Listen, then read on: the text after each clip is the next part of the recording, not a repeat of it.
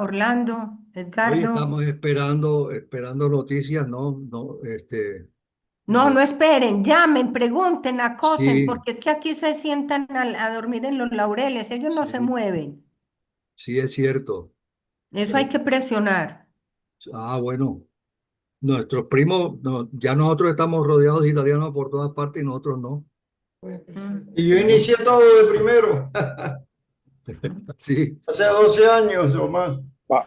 Váyanse rápido para Italia porque los africanos van en millonadas para allá.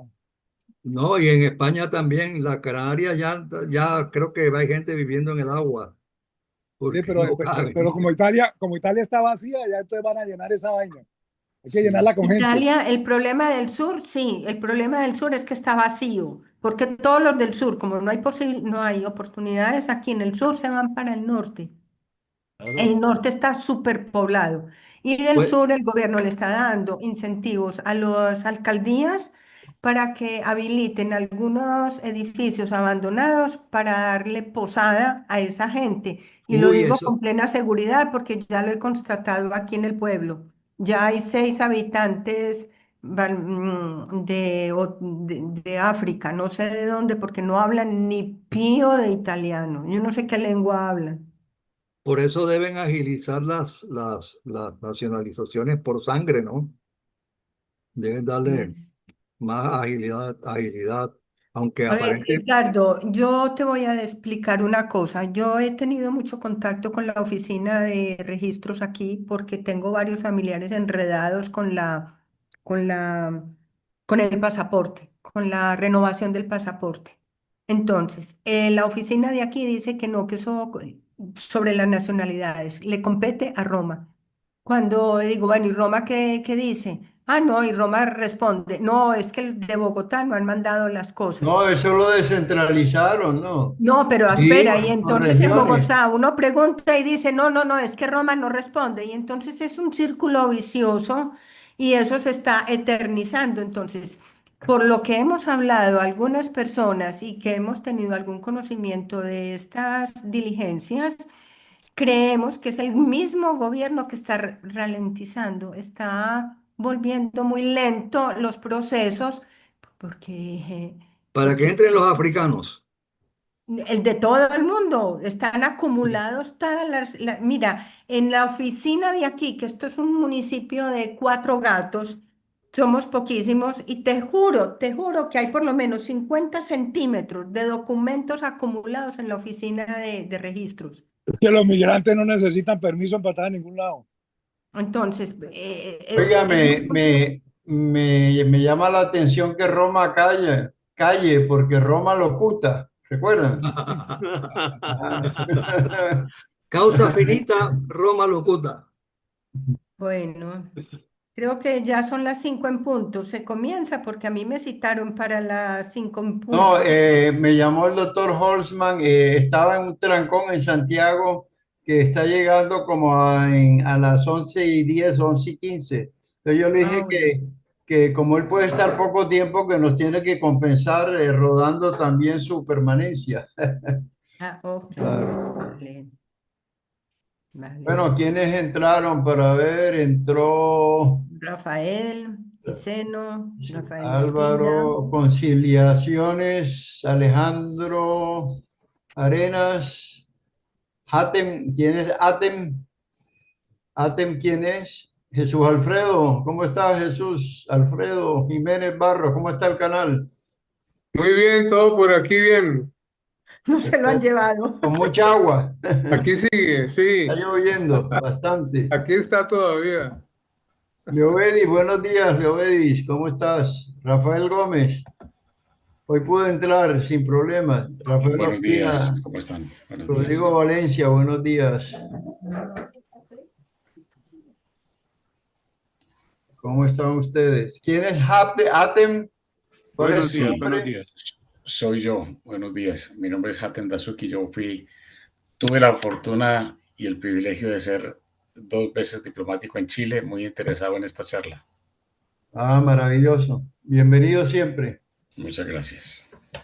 Si nos dejas tus datos para poderte invitar todos los sábados. si lo tienes a bien. Sí, por supuesto. Creo que los puedo compartir aquí en un chat, ¿cierto? Sí, señor. Sí, Ya lo sí, tengo. sí. Rafael Quiseno, buenos días. ¿Cómo está Santiago, Muy Rafael? buenos días, queridos hermanos y contertulios. Santiago en pleno verano. Hola, Rafa, ¿cómo estás? Hola, Haten, qué gusto verte. Gracias, hombre, ¿cómo va todo? ¿Haten es nombre o apellido? Haten es nombre. Nombre. Sí, señor. Haten trabajó mucho tiempo en Chile Sí, eso nos acaba de decir que y somos fue grandes diplomático. amigos, Haten. Hacía mucho Sí, no te señor. veía. Gracias, Rafa, gracias. Hola Rafa, Orlando, buenos días. Yo se me Hola, interrumpió. Leoedis, ¿cómo estás? Cuando estaba hablando se me Orlando, interrumpió la ¿Estás en San conversación porque me entró Francisco? una llamada. ¿Estás en San Francisco? Voy Por a lo menos conectar por el escoge. computador, porque estoy por el teléfono y tengo complicaciones.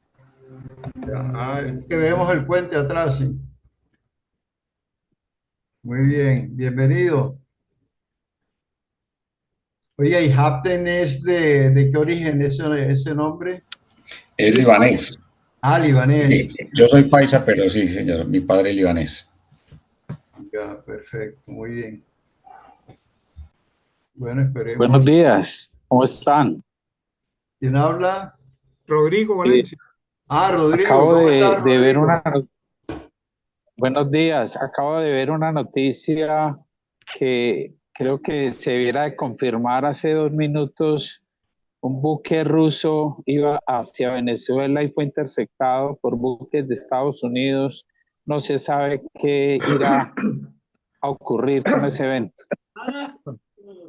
Porque ayer, antier llegó un buque de turistas, no, un avión, y llegaron entre 400, 300 y pico de turistas supuestamente rusos, que llegaron a Margarita, pero fue en avión el avión. Un buque ruso que iba llegando a Venezuela lo interceptaron los gringos. Exacto, sí.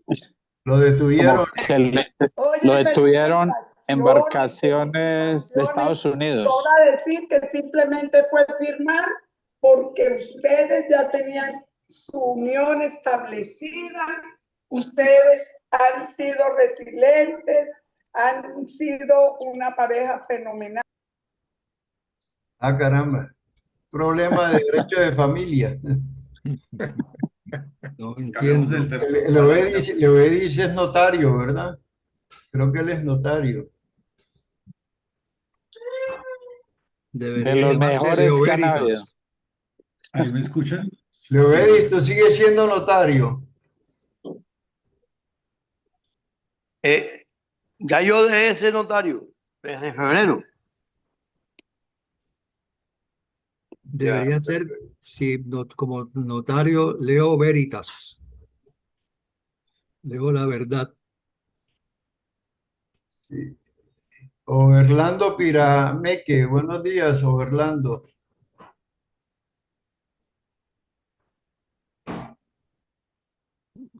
Mientras Orlando contesta, buenos días, Orlando. Roberto Hola, don Ramírez te Robert, ¿cómo saluda. está usted? ¿Qué ha habido? ¿Estaba Bien, perdido? te saludo a ti y a los pomerillos hoy desde la hermosa ciudad de Pasto. Caramba, ¿y qué haces por allá? Cuéntanos. Estoy en una tarea de carácter profesional, como estoy gerenciando un proyecto con una entidad del Estado de rediseño institucional, estoy haciendo aquí una visita y hoy sábado haciendo contacto con algunos amigos y dialogando de la realidad y las dificultades que hay en el territorio, con temas como la seguridad, con temas como el desarrollo de unos elementos de infraestructura, bueno, en fin una problemática que parece bastante extendida y común en todo el país. Y por ahí tuve una entrevista en una emisora de aquí de cobertura de Nariño. Y bueno, trabajo y política, hermano. ¿Y cómo va la política? Cuéntanos. Pues yo de día trabajo desde noche y fines de semana manzanilla, como decía un amigo. Bien, bien, nuestro candidato Fajardo, ustedes ya lo ven. Esta semana Robledo, que es nuestro líder en materia de Congreso, propuso a la representante Pedraza como cabeza de lista de la coalición Ahora Colombia. Y ahí entramos en una construcción con la propuesta que tiene el nuevo liberalismo de que sea Alejandro Gaviria. Aspiramos a tener 35 o 33 candidatos en Oiga, ¿y esta. la cabeza de lista fue pacífica o como todas las demás, No, fue en bastante reconocimiento. disputada? No, fue la propuesta de Jorge Robledo de que sea la representante Pedraza, es una propuesta en reconocimiento a su liderazgo en el Congreso, a su reconocimiento nacional, a que ha sido designada como la mejor representante y a que es una persona que representa juventud y género al mismo tiempo. Entonces, creo que es una buena oferta. Vamos a ver cómo evolucionan los diálogos al interior de la coalición, pero pues ahí en eso va la política, en eso va nuestra oferta. Vamos a tener 100 candidatos de la coalición, lo cual es algo muy, muy robusto. Perdón un segundito que me está llamando el doctor Holson. Tranquilo, ¿Y tranquilo. cuántos candidatos a la Cámara? Estamos construyendo las listas de Cámara en todos los territorios, en primera instancia en la búsqueda de una oferta como la de la Coalición Nacional para el Senado. Pero hay que ser franco de que esa convergencia, esa unión de las tres fuerzas políticas territorialmente es muy difícil. Tenemos unas buenas listas en Antioquia, tenemos unas buenas listas en Cundinamarca, tenemos Santander está trabajando mucho en ello, la costa, pero desafortunadamente el territorio no es homogéneo y en diferentes partes hay diferentes discusiones. El caso es que aspiramos a tener unos 100 candidatos en el Senado y otros 100 o algo así para las cámaras en diferentes partes del país. A mí me parece bien porque yo creo que en la política hay como una especie de que tiene más valía ser senador que representante, pero la Cámara, yo pienso que a la Cámara la han descuidado la derecha porque aparentemente hay un sesgo hacia la izquierda de la Cámara y eso no es bueno que la Cámara esté sesgada hacia ningún sentido porque la Cámara maneja la comisión de acusaciones Sí, y es uno de los aspectos, la pero además comisión. representa el territorio, que es el gran valor, es que la Cámara es el agregado de los territorios. Entonces, 178 curules, si la memoria no me falla, son las de base de la Cámara de Representantes. Y recordando ahora que todavía esto, y es que en ese mismo día se definen unas curules de paz que no se intersectan con las curules constitucionales o las tradicionales.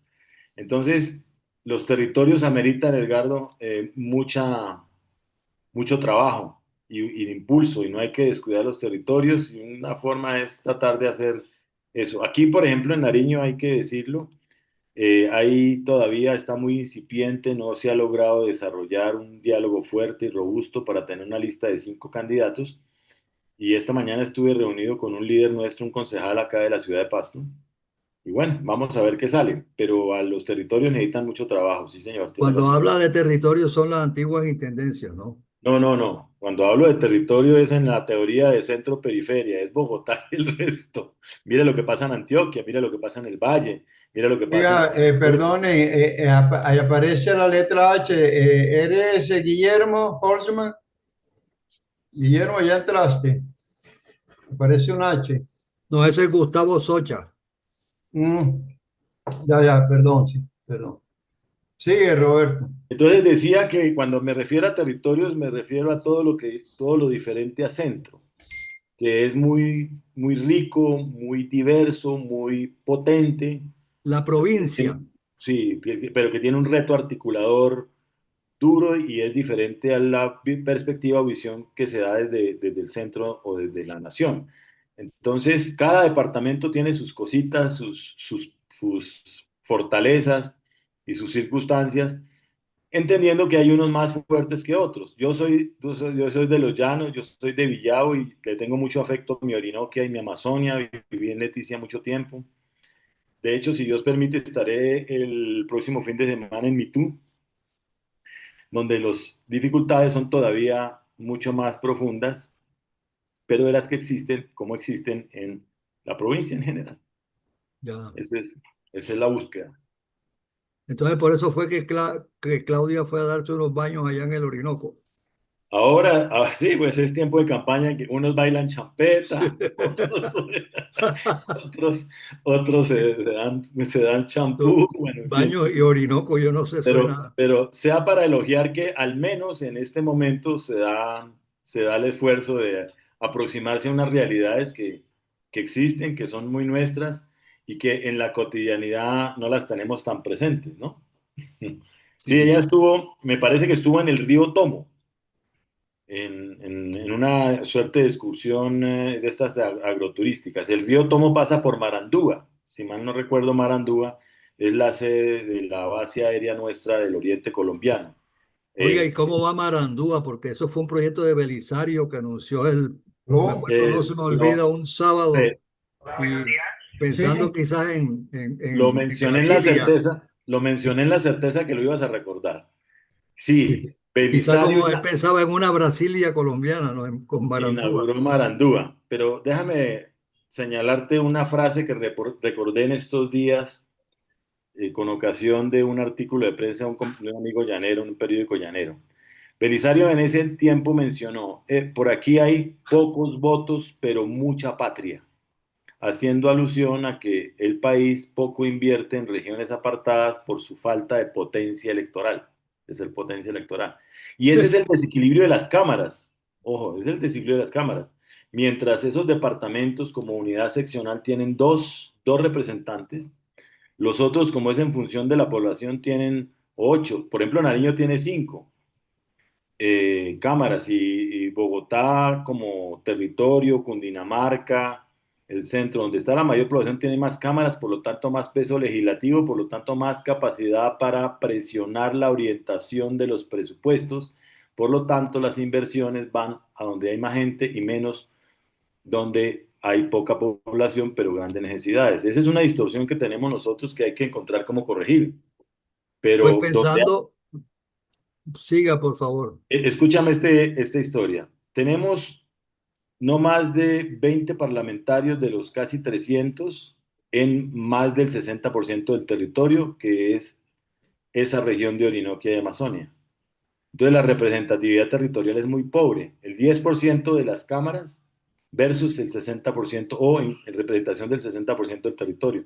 Por eso las cámaras son tan importantes, por eso tu llamado de que cómo las organizamos. Está bien. Pero eso es un error. Bueno, el centro, como siempre, el centro, porque si no se hace presencia en los territorios, la colombianidad se va diluyendo un poco en la frontera, ¿no? Claro, totalmente de acuerdo. Y la Aquí, por pérdida de ejemplo, control y todo lo demás. sí es cierto, y riesgos de, pues bueno, de agresiones, de diferencias territoriales, en fin, en vez de ser un encuentro armonioso con otra cultura, con otros, se empieza a volver como más bien dubitativo, Pero es donde, que para eso están los economistas y se está perdiendo coltan y un poco de minerales raros y todas esas cosas porque no se vigila ni se invierte, sí, o no se protegen, que el lío de la no Amazonia se hoy protegen. es Eso es un... la deforestación. El Caquetá es el campeón de la deforestación hoy en Colombia y el Guaviare, Sí, región donde se esconden personajes que otro personaje dispone y ordena que la fuerza pública haga lo que hace. O sea, todos los males de la patria graves se dan en estos territorios. claro, Mm, si no hay control. mm, Es cierto. Entonces, en esas ando por aquí hoy en Pasto. Qué grato acompañarlo a todos. Qué saludo para todos los que veo por aquí. Jesús Alfredo, Andrés, Rafael, Álvaro, Yesid, Gustavo, en fin, son los que medio el alcanzo. doctor Holzman ya se estaba aproximando a a la casa, es que estaba dictando una conferencia y mucho tráfico en Santiago de Chile, pero ya está llegando. Ah, bueno, va a tocar que declare recreo antes de entrar a clase. Sí, perfecto. Yerly, buenos días, ¿cómo estás, Yerly? Por ahí vi a Yerly. Hola Orlando, silenciado. Jorge, muy buenos Hola días. Jorge, ¿cómo estás? Hasta que al fin aparezco otra vez. Muy El interesante la cartagenero charla. en Villavo. ¿Mm? No, ahora estoy en Ibagué. Ah, en Así que Ibagué. me estoy instalando en todas las capitales del país, poco a poco. Muy bien. Orlando, buenos días. Soy Obedio Hola. Martínez. Oye, lo que pasa es que me conecté por el celular y Sí, tuve dificultades con la comunicación. El sábado sí. pasado tuve que desconectarme porque no te escuchaba. Pero bueno, no, me preguntaba que si yo era notario, ya no soy notario. Yo dejé de ser notario desde el mes de febrero de este año. Ahora vivo en Valledupar. Aquí estoy dedicado a mis cosas, mis lecturas, mis escrituras. De vez en cuando por ahí tomo clases en posgrados, de vez en cuando. ¿Y Fíjate. terminaste con escoliosis de metacarpio, de tanto firmar? No, salí muy bien, salí perfecto. No tengo ninguna secuela. No tengo secuelas de eso. Todos mis amigos notarios tienen escoliosis de metacarpio de tanto firmar. No, yo salí Haces como bien. el codo tenista. Nada, Otros le dicen brazo ninguna de de esas oro. afectaciones me sufrí. Así que no hay por dónde por ahí. Un Doctor, saludo a todos. doctor Llovedis, ¿cuál es la Señor, diferencia entre un notario de los Estados Unidos y el notario colombiano? Por favor. bueno, le cuento, el notario de Estados Unidos es una persona, primero no requiere ser abogado, y lo que él hace es dar fe de la persona, autentican documentos. Ellos no hacen escritura, no tienen protocolo.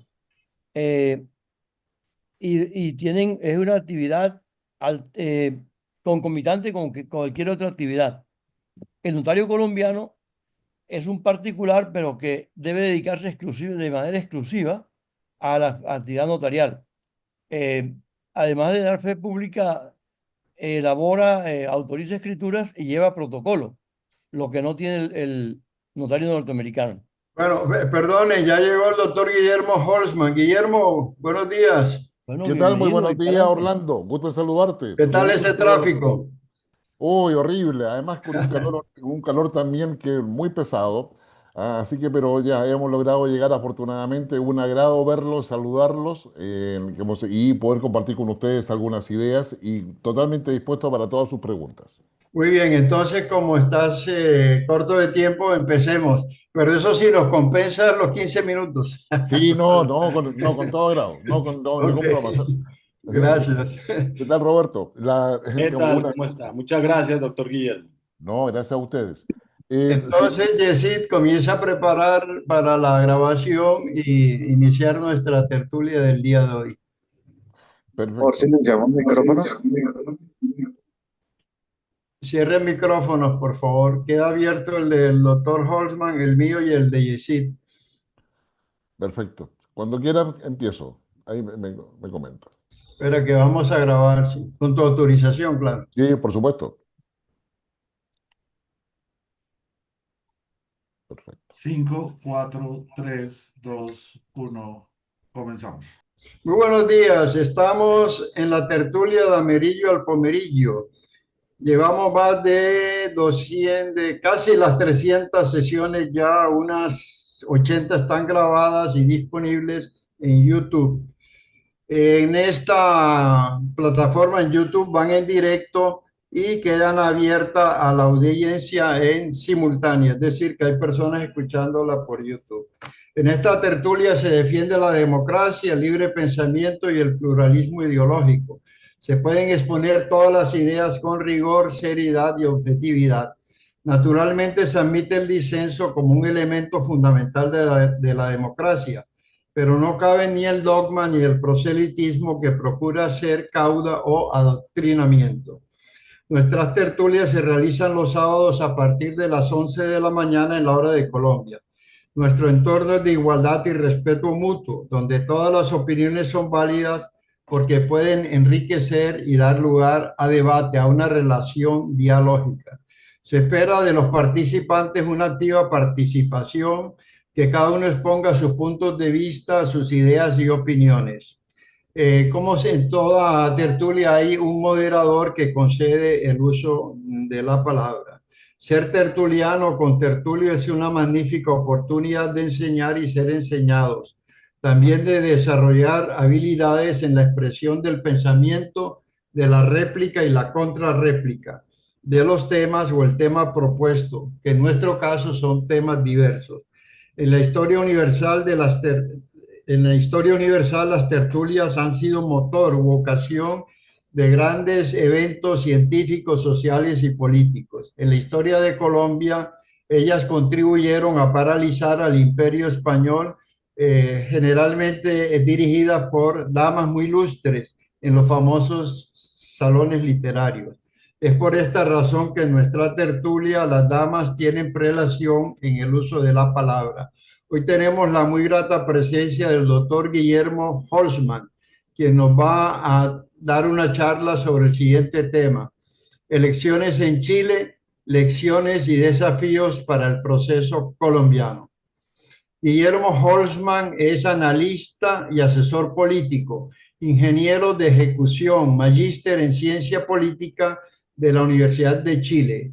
Fue subdirector del Instituto de Asuntos Públicos de la Universidad de Chile, director del Departamento de Ciencia Política y director de posgrado del mismo instituto, académico y conferencista en reconocidas universidades chilenas y extranjeras.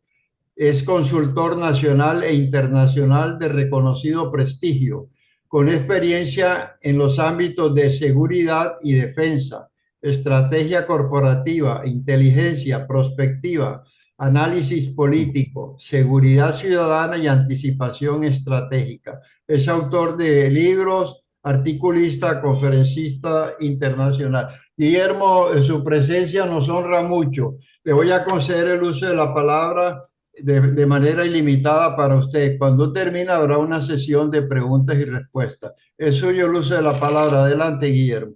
Muchas gracias, Orlando. La verdad, un privilegio y muy feliz de poder estar nuevamente con ustedes. Ya no es la primera vez que estoy en estas tertulias y la he podido seguir, por lo menos en grabación, cuando los temas así lo han ameritado para mi interés. Así que es un espacio que valoro muchísimo y agradezco, por tanto, la invitación a participar en él.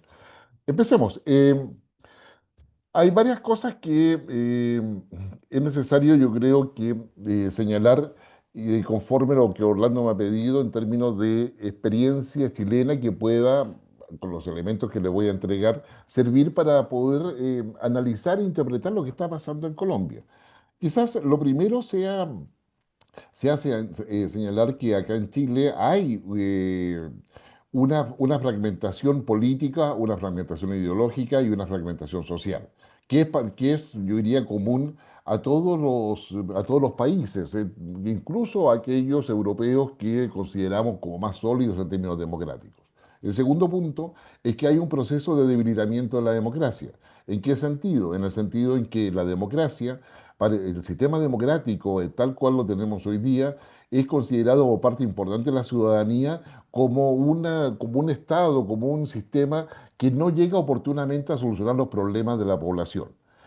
Llega siempre tarde, es reactivo y no satisface realmente las aspiraciones que tiene la sociedad respecto al rol del Estado.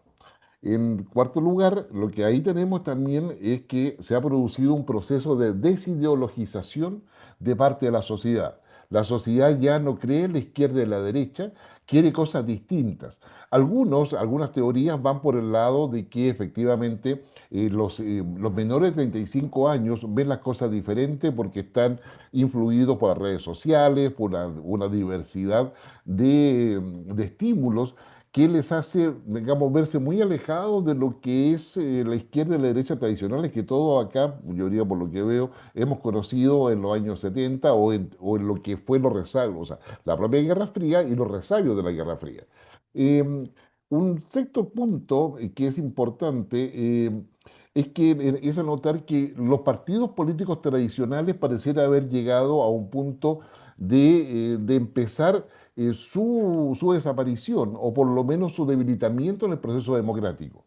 los electores que deciden la elección no votan por los partidos tradicionales. Y esto ha pasado tanto en España, en Francia, recordemos nada más la llegada de Macron a Francia, que finalmente debilita tanto al Partido Socialista como al Partido de Derecha de la época, y lo propio ha pasado también en España, en Italia, etcétera.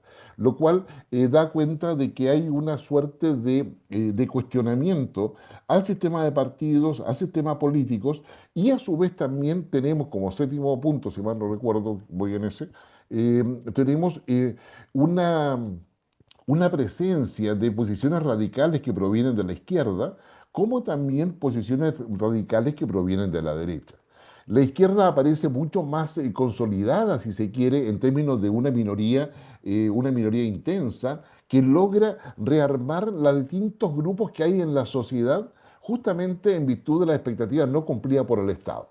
Eso nos lleva al octavo punto, que es el hecho de que la debilidad ideológica de las propuestas de derecha coopera muchísimo a lo que es la fragmentación al interior de ellas, que a su vez se ve amplificado por los personalismos y los egos que hay dentro de los líderes de derecha.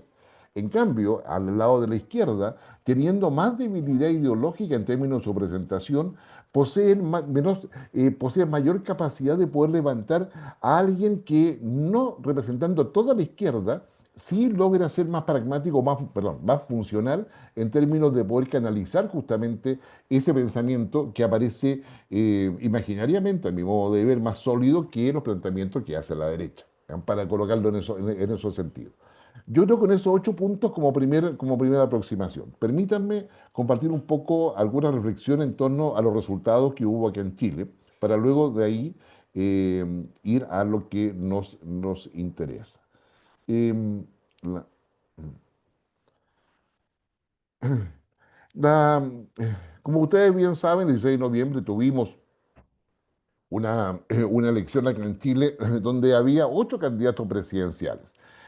8 candidatos presidenciales donde al menos 4 de ellos se repetían como candidatos y donde existía una cantidad de encuestas impresionantes respecto a quién podría ganar justamente esta elección. Lo primero quizás que podemos decir es que todas las encuestas desde marzo a la fecha indicaban primero que iba a haber una segunda vuelta. Lo segundo, indicaban de que esa segunda vuelta iba a ser entre un representante del oficialismo y un representante de la oposición. Posterior a que el oficialismo, que acá en Chile está compuesto por el Frente Amplio, que es una izquierda progresista de nuevo cuño, que tiene un origen en el anarquismo, digamos, más básico, pero que va avanzando con elementos que están asociados a Rosa de Luxemburgo, que están asociados a Gramsci, que están asociados a Kautsky, dentro de la vertiente del neomarxismo que todos conocemos, y que finalmente, digamos, luego del estallido social que hay en el año 2019 acá en Chile, estos 3 partidos, que es Revolución Democrática, Comunes y Convergencia Social, se transforman en una sola coalición denominada Frente Amplio, que es la que está gobernando ahora y que lidera como jefe de Estado Gabriel Boric. Al lado de ellos está el Partido Comunista, un partido que es muy antiguo acá en Chile, surgido a inicio del siglo XX, y al lado de ellos, mucho más hacia lo que podríamos llamar el centro, está el socialismo democrático que reúne al Partido Socialista, al Partido por la Democracia, a la Democracia Cristiana, al Partido Radical, que es el partido más antiguo de Chile, pero que en estas elecciones no logra obtener los mínimos exigidos en las leyes para poder mantenerse como partido y que está cerrando hoy día sus puertas por fuera, está terminando su vida como partido político. Eso es lo que es ese espectro de izquierda. Y la derecha está compuesta por una coalición que se llama Chile Vamos, donde está Renovación Nacional, que es un partido liberal tradicional, liberal primero con grupos conservadores, pero que es absolutamente tradicional desde el punto de vista del planteamiento de derecha que todos conocemos. Al lado de ello está la Unión Demócrata Independiente, más conocida como la UDI, que es un partido de base conservadora, digamos, neoliberal, digamos, en muchos de sus planteamientos, bueno, llevados desde la economía a lo que es la sociedad, a la aplicación del tipo de sociedad que ellos plantean. Al lado de ellos está Evópoli, que es una mezcla entre la UDI y Renovación Nacional, es decir, un partido liberal con un claro sentido social, pero que también en estas elecciones, al no conseguir los votos mínimos o los escaños mínimos para mantenerse como partido, está en vía de desaparición. Y luego tenemos dos partidos que están en formación, en realidad, que pudieron participar porque consiguieron las firmas necesarias, que es Demócratas por una parte y Amarillos por otra, que son resultados de escisiones del Partido por la Democracia y la Democracia Cristiana. Que en Chile la Democracia Cristiana logra mantenerse como partido, pero que son divisiones que están ahí en todo eso. Ahora, es bueno señalar que la Democracia Cristiana acá en Chile ha optado por el camino de la izquierda y no de la derecha, como debería ser su origen, dado, vamos, la posición ideológica que tiene la democracia cristiana en Alemania. Y después de eso, ya los demás partidos son bastante menores, pero tienen algún tipo de incidencia. Actualmente en el Congreso y antes de la votación, de la elección, perdón, de presidencial y de parlamentarios que se hizo en Chile el 16 de noviembre, en Chile tenemos actualmente 26 partidos representados en el Congreso, lo cual nos da cuenta de la fragmentación ideológica existente acá en nuestro país. Entonces yo creo que ahí hay una primera cuestión. Lo segundo, y creo que es importante, es que siempre nosotros veíamos una línea para poder ubicar a cada uno de los candidatos. Acá en Chile, por ejemplo, si colocáramos esa linealidad, tenemos en la izquierda a Eduardo Ortiz, que es del Partido Comunista Histórico, que en esta votación sacó menos de un 1% de la votación. Luego está Janet Jara, que es del Partido Comunista. Ella ingresó al Partido Comunista a los 14 años, actualmente es miembro del Comité Central del Partido Comunista y fue electa en primarias de la izquierda como la representante del oficialismo. Y lamentablemente, o afortunadamente, como ustedes quieran, ella al momento de que se presenta a las primarias del oficialismo, que estaba compitiendo con Carolina Toá, que había sido ministra de Interior del gobierno de Gabriel Boric, Janet Jara no renuncia al Partido Comunista, sino que se mantiene como militante del Partido Comunista y digamos, luego en plena campaña, ya una vez que es ungida como la representante, la candidata del oficialismo, ella se declara socialdemócrata, cosa que le quita mucha credibilidad y que también le va a tener para ella un costo importante en votos. De hecho, ella la votación que saca, lo vamos a ver luego, la votación que saca en la primera vuelta presidencial es menor a la expectativa que tenía su comando. Su comando pensaba que iba a sacar entre 33 y 36% de la votación. Ella sacó finalmente un 27%. A su vez también es menor a la aprobación o el apoyo que las encuestas le entregan a Gabriel Boric. Y por último, el resultado es menor al que se obtuvo en las últimas elecciones por parte del oficialismo. Entonces, en definitiva, si bien es cierto, Janet Jara aparece triunfadora en esta primera vuelta, los resultados electorales no dicen que ese triunfo lo pueda celebrar, sino que está en una situación claramente de minoría y tiene mucho que ver con la credibilidad y con la capacidad que ella tenga. Luego viene Marco Enrico Minami, que es parte de la izquierda histórica tanto de Chile como de América Latina, es parte de ese progresismo que avanzó de la mano de Lula da Silva. Mike Nichols es un dirigente del fútbol profesional chileno que decidió buscar suerte en esta elección presidencial, es un independiente. Él no tiene un partido político y su principal eje de campaña fue el sentido común, básicamente. Y Franco Parisi, que es un personaje, un outsider inicialmente, esta segunda vez que se presenta como candidato presidencial, la elección pasada, la elección presidencial pasada, él se presentó, pero hizo toda su campaña en forma telemática. Recordemos que estaba la pandemia de por medio, no vino a Chile y sin embargo logra sacar una votación que para el momento lo dejó en cuarto lugar, pero logró obtener 9 diputados en la época. Bueno, el tema está que cuando son electos esos 9 diputados, al llegar al tercer año ya no le quedaba ninguno porque todos renunciaron y se fueron a otros partidos, y quedó solo. Sin embargo, en esta elección logra obtener el 20% de la votación y ese 20% de la votación está asociado a una lista que es más votada que él y que logra 14 diputados. Con ello, el 20% personal de París como candidato presidencial, más los 14 diputados que saca de su lista parlamentaria, donde va solo, solo su lista parlamentaria, no hay coalición a su interior, en definitiva, lo transforman en un actor político relevante y con la gran pregunta, ¿a quién van a apoyar en la segunda vuelta? ¿Ya? Entonces, yo diría que Franco Parisi, ya le vamos a dedicar un poco más de tiempo a eso para poder indicar el rol que está jugando hoy día en la política chilena.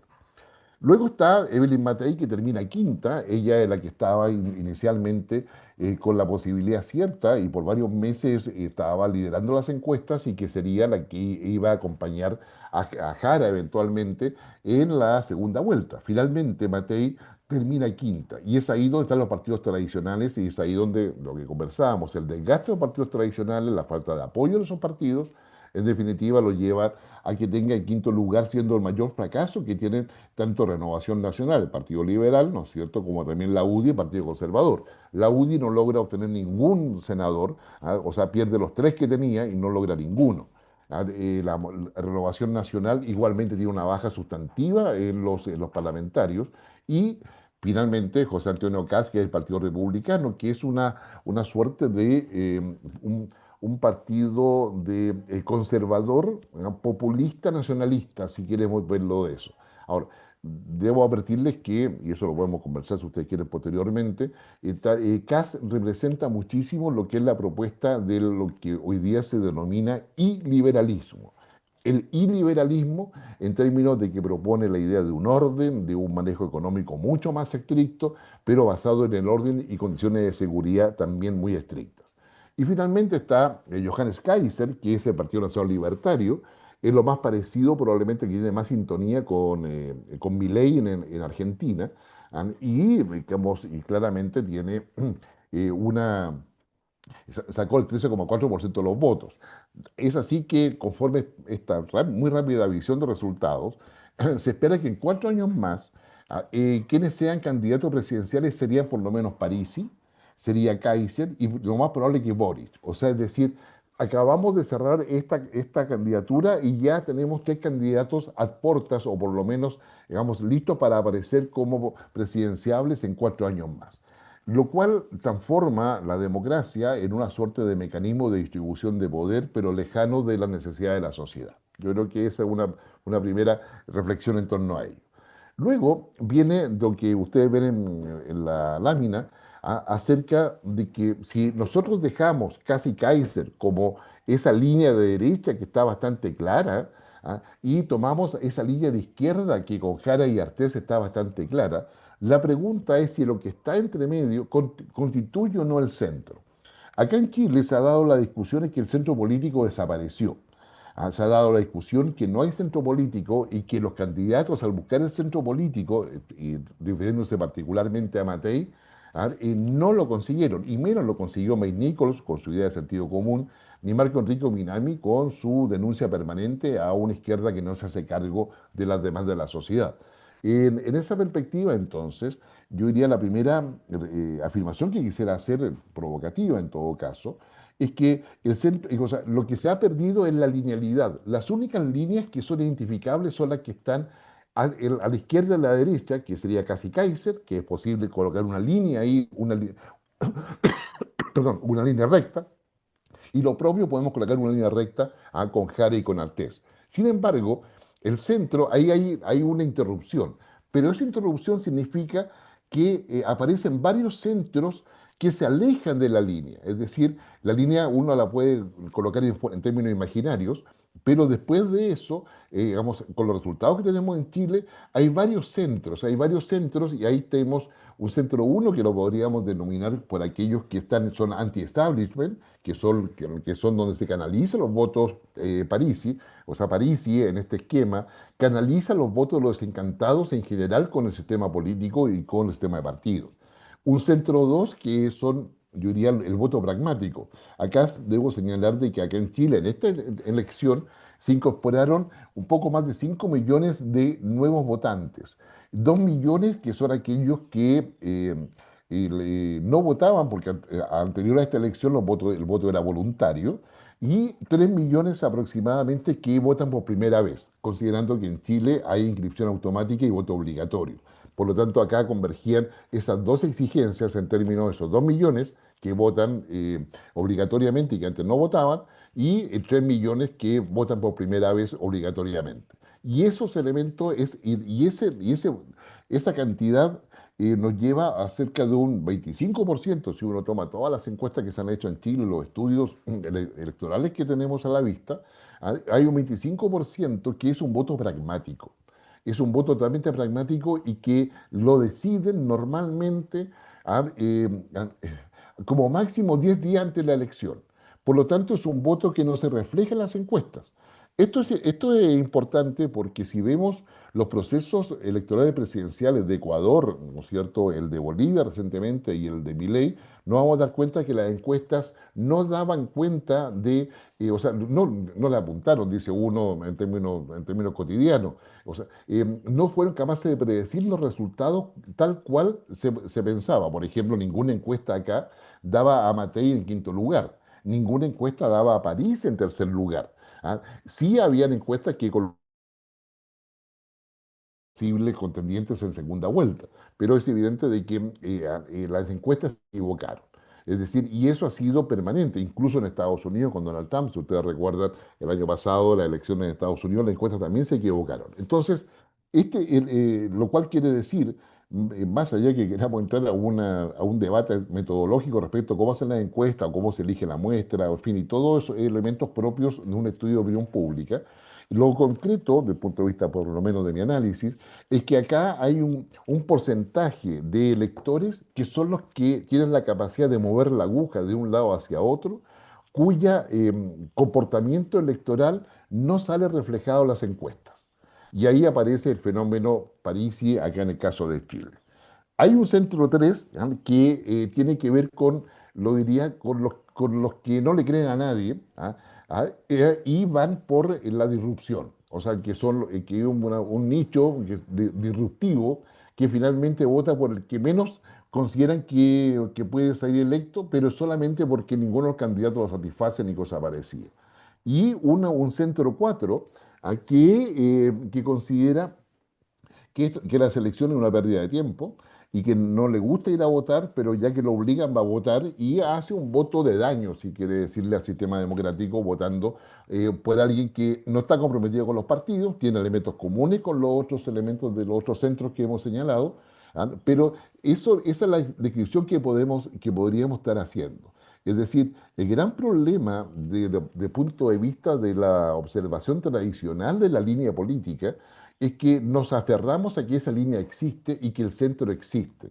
Lo que hoy día tenemos es que hay un centro imaginario que nosotros nos tenemos en la mente, pero no logramos ver las hipérbolas que representan el centro 1, centro 2 y centro 3. Es decir, hay una serie de elementos alrededor que lejanamente, digamos, estarían definiendo el centro, pero ya no en términos lineales. O sea, esto de centro-izquierda, o centro-derecha, o centro-centro-izquierda, o centro-centro-derecha, o centro-derecha-derecha, centro-izquierda-izquierda, que antes nos movíamos permanentemente en esa línea, lo que ha demostrado la elección en Chile y también otras elecciones acá en el continente, en América del Sur, es que ese centro está difuminado, que está asociado a pequeños grupos que mediante hipérbola tienen conexiones entre ellos, pero conexiones que son débiles, y donde quizás lo más llamativo es que necesitan tener algunas características para poder dar su voto a los candidatos, que es que el candidato tenga capacidad de liderazgo, es decir, que muestre capacidad y voluntad de ejercer el poder, que tenga credibilidad, que genere confianza, y sea transparente, o sea, es decir, no esté asociado a corrupción. Esos 4 elementos aparecen como reiterativos en las cualidades de estos electores que estamos definiendo en 4 centros distintos y que giran alrededor de estos 2 extremos que son las 2 líneas que tenemos allí. Entonces, eso yo creo que es interesante. Si gusta, después podemos ver cómo se llega a esto. La forma en que se llega a esto es porque se instala en Chile en algún minuto el sistema proporcional. Y sistema proporcional en una tantas fórmulas de Danton, Danton tiene más de 70 fórmulas en todo caso, en unas tantas fórmulas, esto se mueve, esto permite de que que haya un crecimiento de partidos políticos, pero en los extremos, no en el centro. O sea, digamos, no en términos para conseguir mayoría. Y esto acá en Chile fue incentivado, iniciado, propuesto y finalmente aprobado con la presión de la izquierda, con la aprobación de los partidos de derecha tradicionales, particularmente Renovación Nacional, y otros que finalmente hicieron este cambio de sistema electoral que hoy día nos tiene en un grado de fragmentación muy importante. Lo otro relevante que no dije es que el Partido Comunista en Chile tiene una votación de nicho muy asegurada que varía entre el 6 y 8%. Entonces no pasa desapercibido el hecho de que o sea, prácticamente todos los partidos de izquierda, incluyendo el Frente Amplio con el cual gobierna hoy día, tengan desconfianza del Partido Comunista. El Partido Comunista no ha movido como un solo grado su posición ideológica que era y sigue siendo la extensión de lo que era el Partido Comunista Soviético, es decir, un partido marxista-leninista, y eso, digamos, el Partido Comunista Chileno no lo ha perdido. De hecho, este Partido Comunista ha tratado de acercarse al Partido Comunista Chino, pero no ha tenido una respuesta muy alentadora, porque son partidos comunistas completamente distintos. Si gusta, ahí podemos hacer muchas más consideraciones, pero el Partido Comunista es el último bastión en América Latina de un partido comunista que sobrevive en un ambiente democrático y que sobrevive, digamos, no siguiendo la ruta de destino que ha tenido ni en Cuba, ni en Nicaragua, ni con otro nombre en el propio Venezuela. ¿Ya? Entonces, acá se está buscando socios. El Partido Comunista requiere socios en ese sentido y probablemente ustedes me puedan hablar mucho más de eso, de cómo sucede en Colombia. Entonces, yo diría que ahí hay un tema. Lo segundo, a esto lo voy a mostrar muy rápidamente porque no es la idea. Esos son los partidos políticos y lo que está acá arriba son los pactos que se enfrentaron en esta oportunidad a través de la lista parlamentaria y lo que son las presidenciales acá en Chile. Los pactos para diputados y senadores, y ustedes ven que hay muchos partidos, y el señor, como ven, vamos a ver ya cómo quedó todo esto en su minuto. Acá, una gráfica, estoy tratando de mostrarles cosas que no aparecen en los medios de comunicación normalmente, por si acaso, para no hacer una repetición de eso. Por ejemplo, acá Franco Parisi obtiene un 19,69% de la votación en primera vuelta. Sin embargo, su pacto electoral tiene menos. O sea, aquí la fuerza electoral está en manos de Franco Parisi, digamos, y el pacto electoral fue bastante menos. Al contrario, Janet Jara, Partido Comunista, insisto, obtiene un 26,85%, o sea, un 27%, pero eso pareciera incoherente, ¿verdad?, con el 37,4% que sacan los parlamentarios. Es claro que aquí está socialismo democrático, es decir, hay mucha gente de izquierda, en consecuencia, que no votó por Janet Jara, pero sí votó por sus parlamentarios. Johannes Kaiser le pasa algo parecido, él tiene una votación solamente de un 14%, un 13,93%, sin embargo su lista parlamentaria obtiene un 22,99%. Digamos de que la lista parlamentaria de Johannes Kaiser iba en conjunto con la de José Antonio Kast. Digamos, por lo cual hay un beneficio ahí en términos de que si tú veías, yo quiero votar por Kast, pero no me gusta el candidato parlamentario o parlamentaria, voto por el de Kaiser. Y ahí yo creo que hay un trasvasije de votos que favorecen a Kaiser. La votación de José Antonio Kast en términos de lo que él obtiene como candidato presidencial y la obtención de su partido está dentro del margen de error, digamos, y él es el más coherente, en definitiva, entre la fuerza política. Digamos que el Partido Republicano se transformó en una de las principales fuerzas políticas en el Congreso, dicho sea de paso. Y Evelyn Matei, que saca 12,48, ella como candidata presidencial, sin embargo, los partidos obtienen mucha más votación en la elección parlamentaria, y lo cual da paso a la crítica que se le puede hacer a la forma en que manejó su campaña, a su liderazgo, que tiene dentro justamente lo que se llama el sector acá de derecha. Entonces, tenemos, yo diría, eso. El tema de la participación, muy brevemente, acá tenemos 85,3%, o sea, hay un 15% de abstención de gente que no va a votar, pero que es más o menos constante con todos los anteriores procesos electorales que Chile se ha vivido. ¿Ya?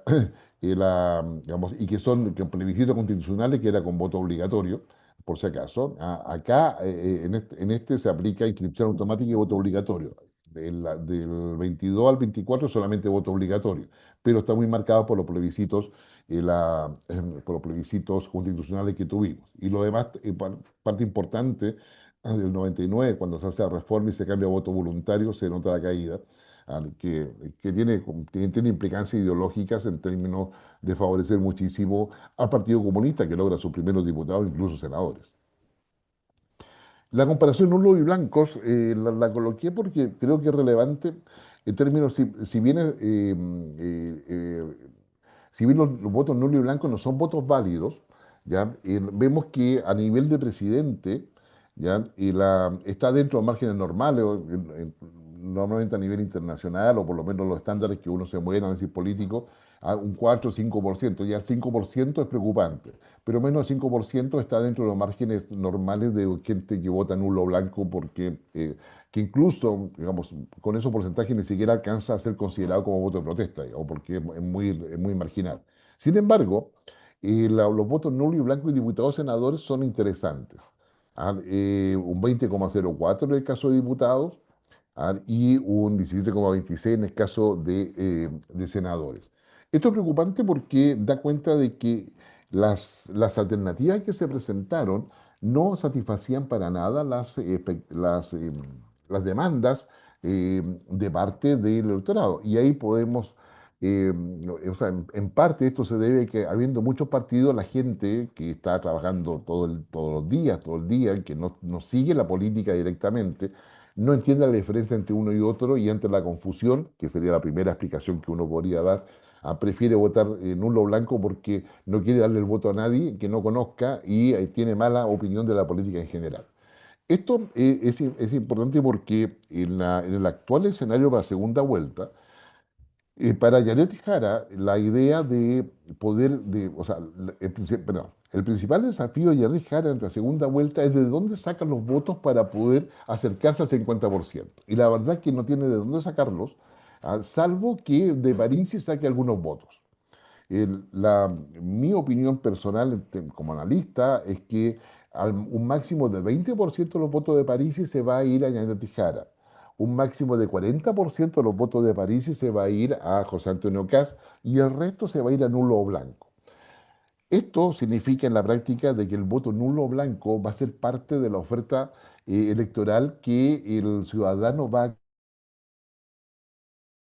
Recordemos que esto lo hizo eficientemente, al menos en términos de expuesta a su posición, Evo Morales en la reciente elección presidencial en Bolivia.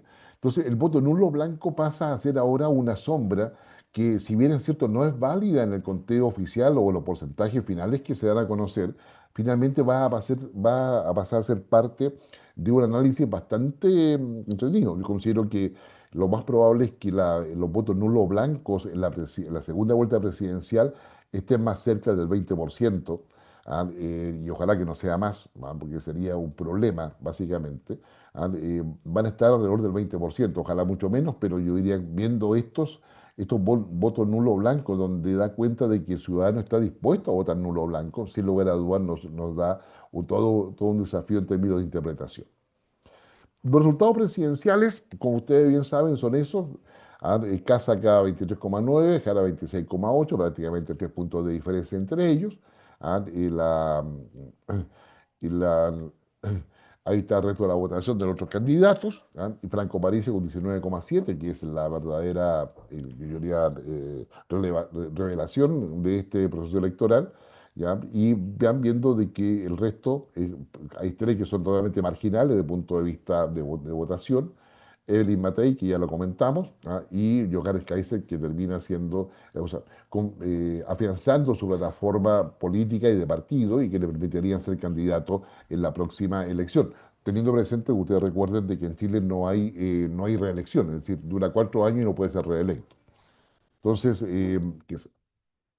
luego vemos la votación por candidatos según género y rango etario. Creo que esto puede ser interesante, y por eso la dejé esta cosa. ¿Y quiénes son los que votan? Por ejemplo, los mayores de 54 años, un 28 votó por Jara.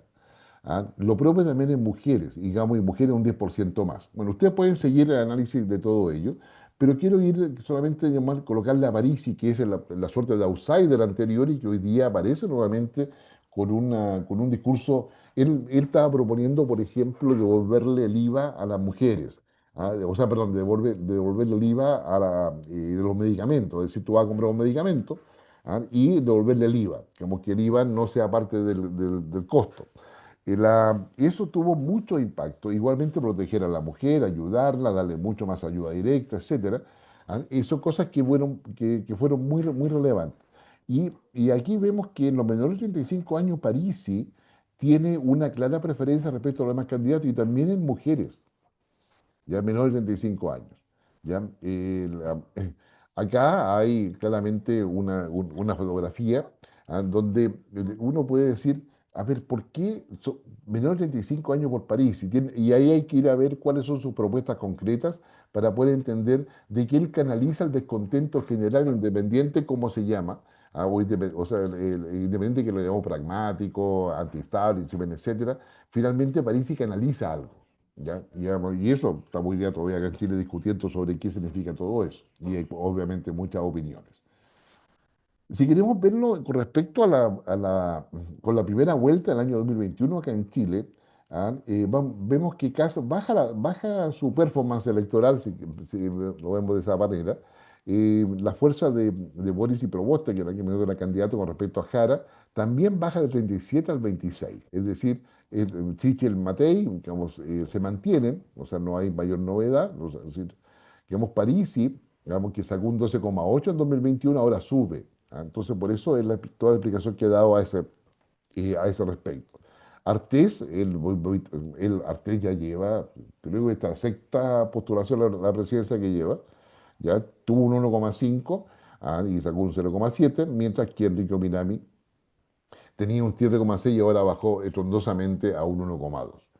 Entonces, hay una serie de cosas. Acá están los resultados de diputados y senadores, muy rápidamente, no voy a hacer el análisis pormenorizado, pero ahí se ve lo que están. Lo importante yo diría que va a ser lo siguiente, ahí están nuevamente los partidos, qué sé yo, y solamente destacar los 14 votos, los 14 diputados que saca el PDG, al Partido de la Gente, que es el partido de Parisi, ¿ya? Y que transforma en bisagra en la práctica. ¿Por qué?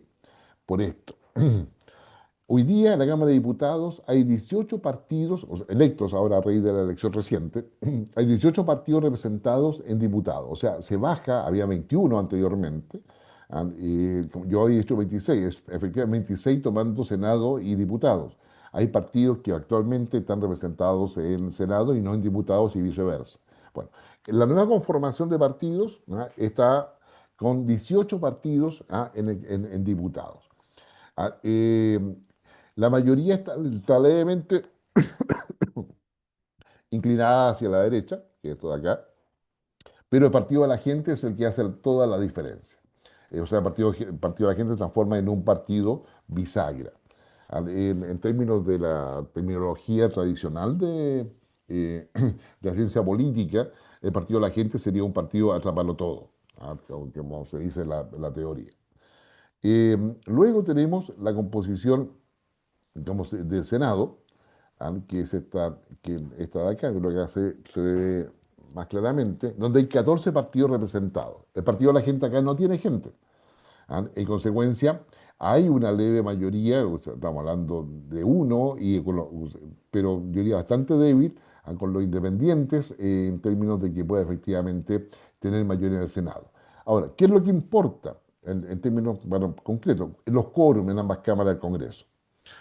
Si la mayoría absoluta en diputados se obtiene con 78 curules, ¿ya? Con 78 escaños. ¿Ya? Entonces ahí vemos que cambio por Chile, que sé yo, y Chile Grande y Unido, no le alcanza, llega a 76. Por lo tanto, el PDG, el Partido de la Gente, es fundamental. Esto, Unidad por Chile, es la izquierda que está ahí. ¿Ya? Por lo tanto, si se quiere hacer reformas constitucionales, se requieren 4/5, y eso sería un 89 diputados. ¿Ya? Y obviamente ahí no son 42 más 34, son 76.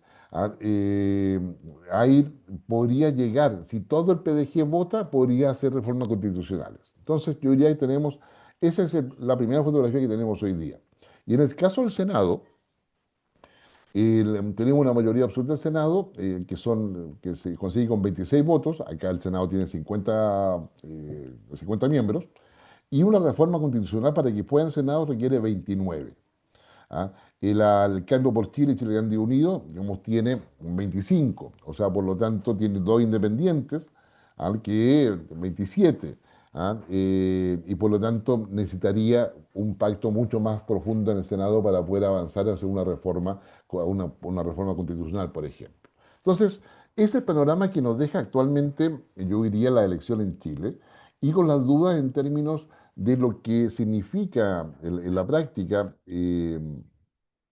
una elección con un sistema fragmentado, donde los principales ejes de CAS, y un tema de campaña en todos los candidatos ha sido la seguridad y la economía, y la seguridad muy enfocada en la violencia, en la violencia interna en términos de delincuencia organizada. Al lado de eso, todo lo que es el crimen organizado y las bandas como el Tren de Aragua, los Soles, en fin, y varias otras más, el Vermelo de Brasil, y varios otros más que han llegado a Chile porque finalmente se ha convertido en franquicia. ¿Ya? Todo lo que es la inmigración irregular particularmente, ha aumentado en Chile la trata de personas, ha aumentado en Chile el contrabando, la falsificación. Nuestra economía informal está en alrededor de un 38% conforme cifras oficiales. En consecuencia, ahí hay todo un tema donde la gente quiere crecimiento, quiere desarrollo, pero lo que ha hecho la izquierda progresista es colocar tantos obstáculos a la inversión que finalmente una inversión puede demorar entre 18 meses a 7 años para que se apruebe. ¿Ya? Entonces, y no hay salidas alternativas dispuestas para hacer eso. Y eso considerando de que hay consenso en Chile respecto a la necesidad de cuidar el medio ambiente y todos esos elementos que están presentes hoy día en la agenda internacional. Orlando, permíteme dejarlo hasta acá y quedar a plena disposición a las preguntas que me quieran hacer. Muy bien, entonces pregunta Humberto Tequia.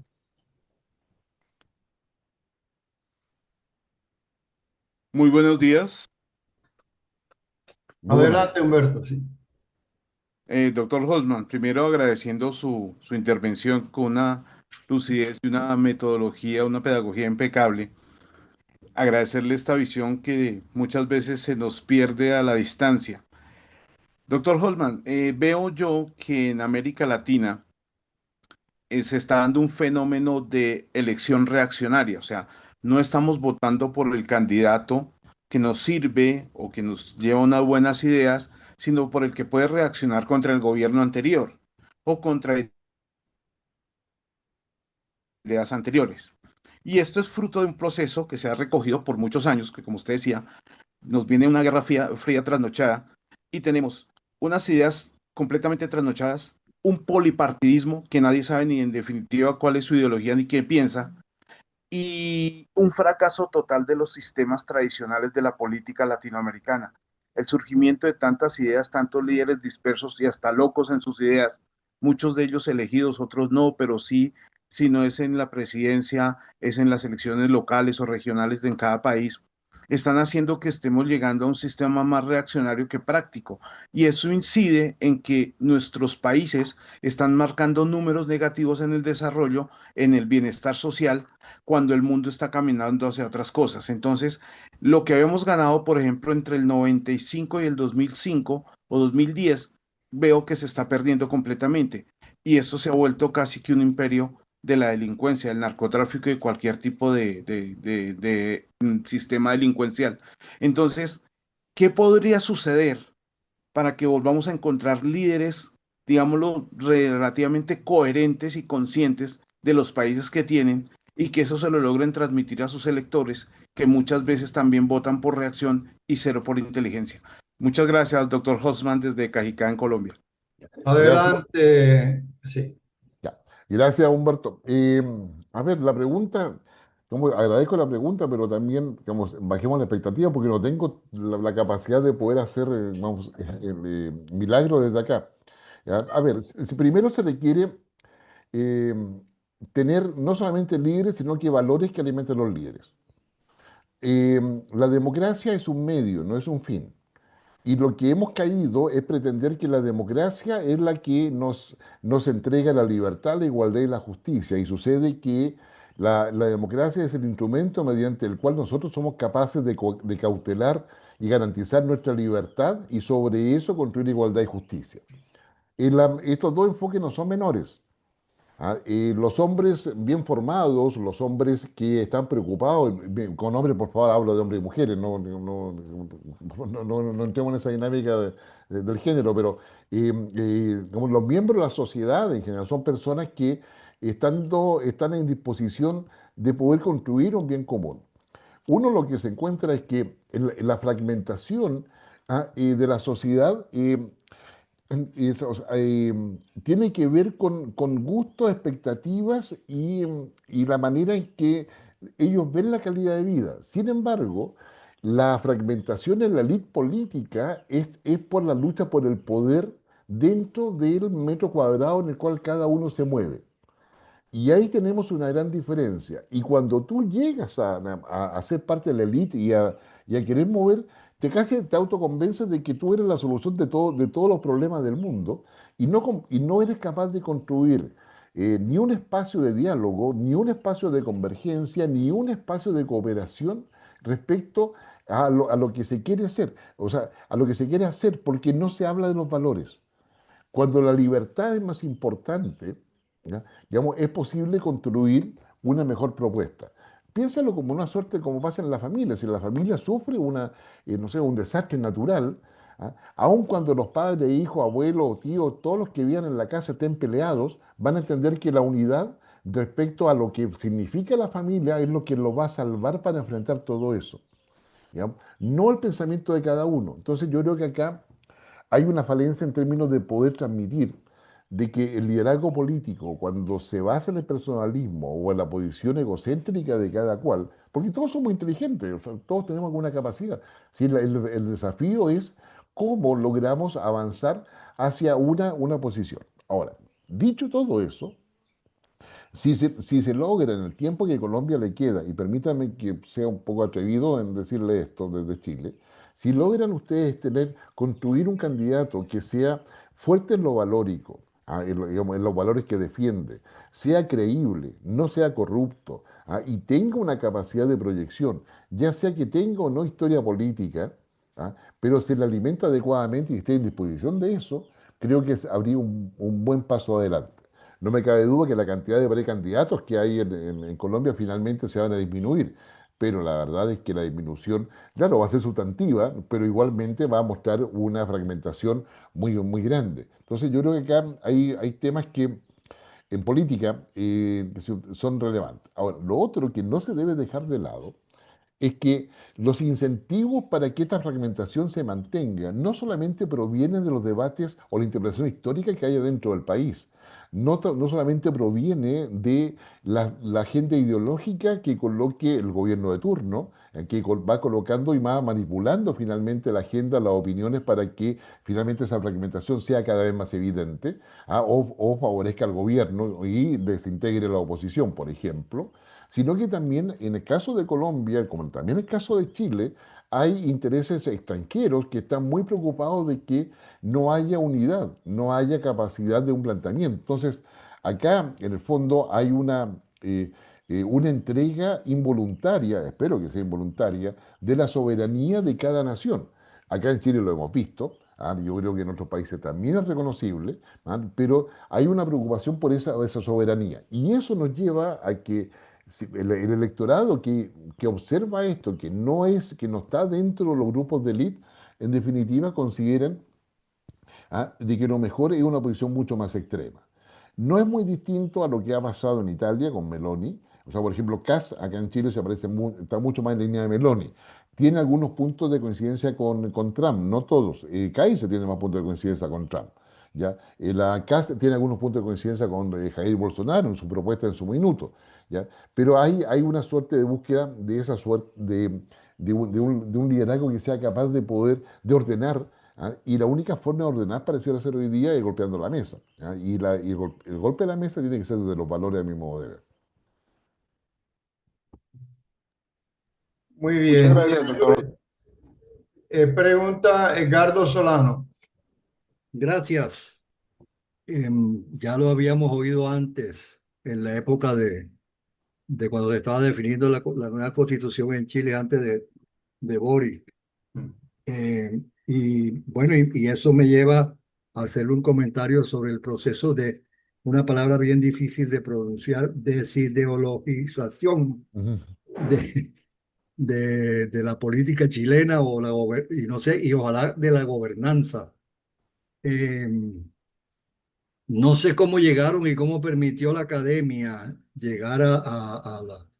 No quiero calificar algunos artículos de la Constitución que se proponía como la definición de la diferencia entre sexo y género y esas cosas, cómo pudieron llegar a pretermitir lo que la ciencia y el sentido común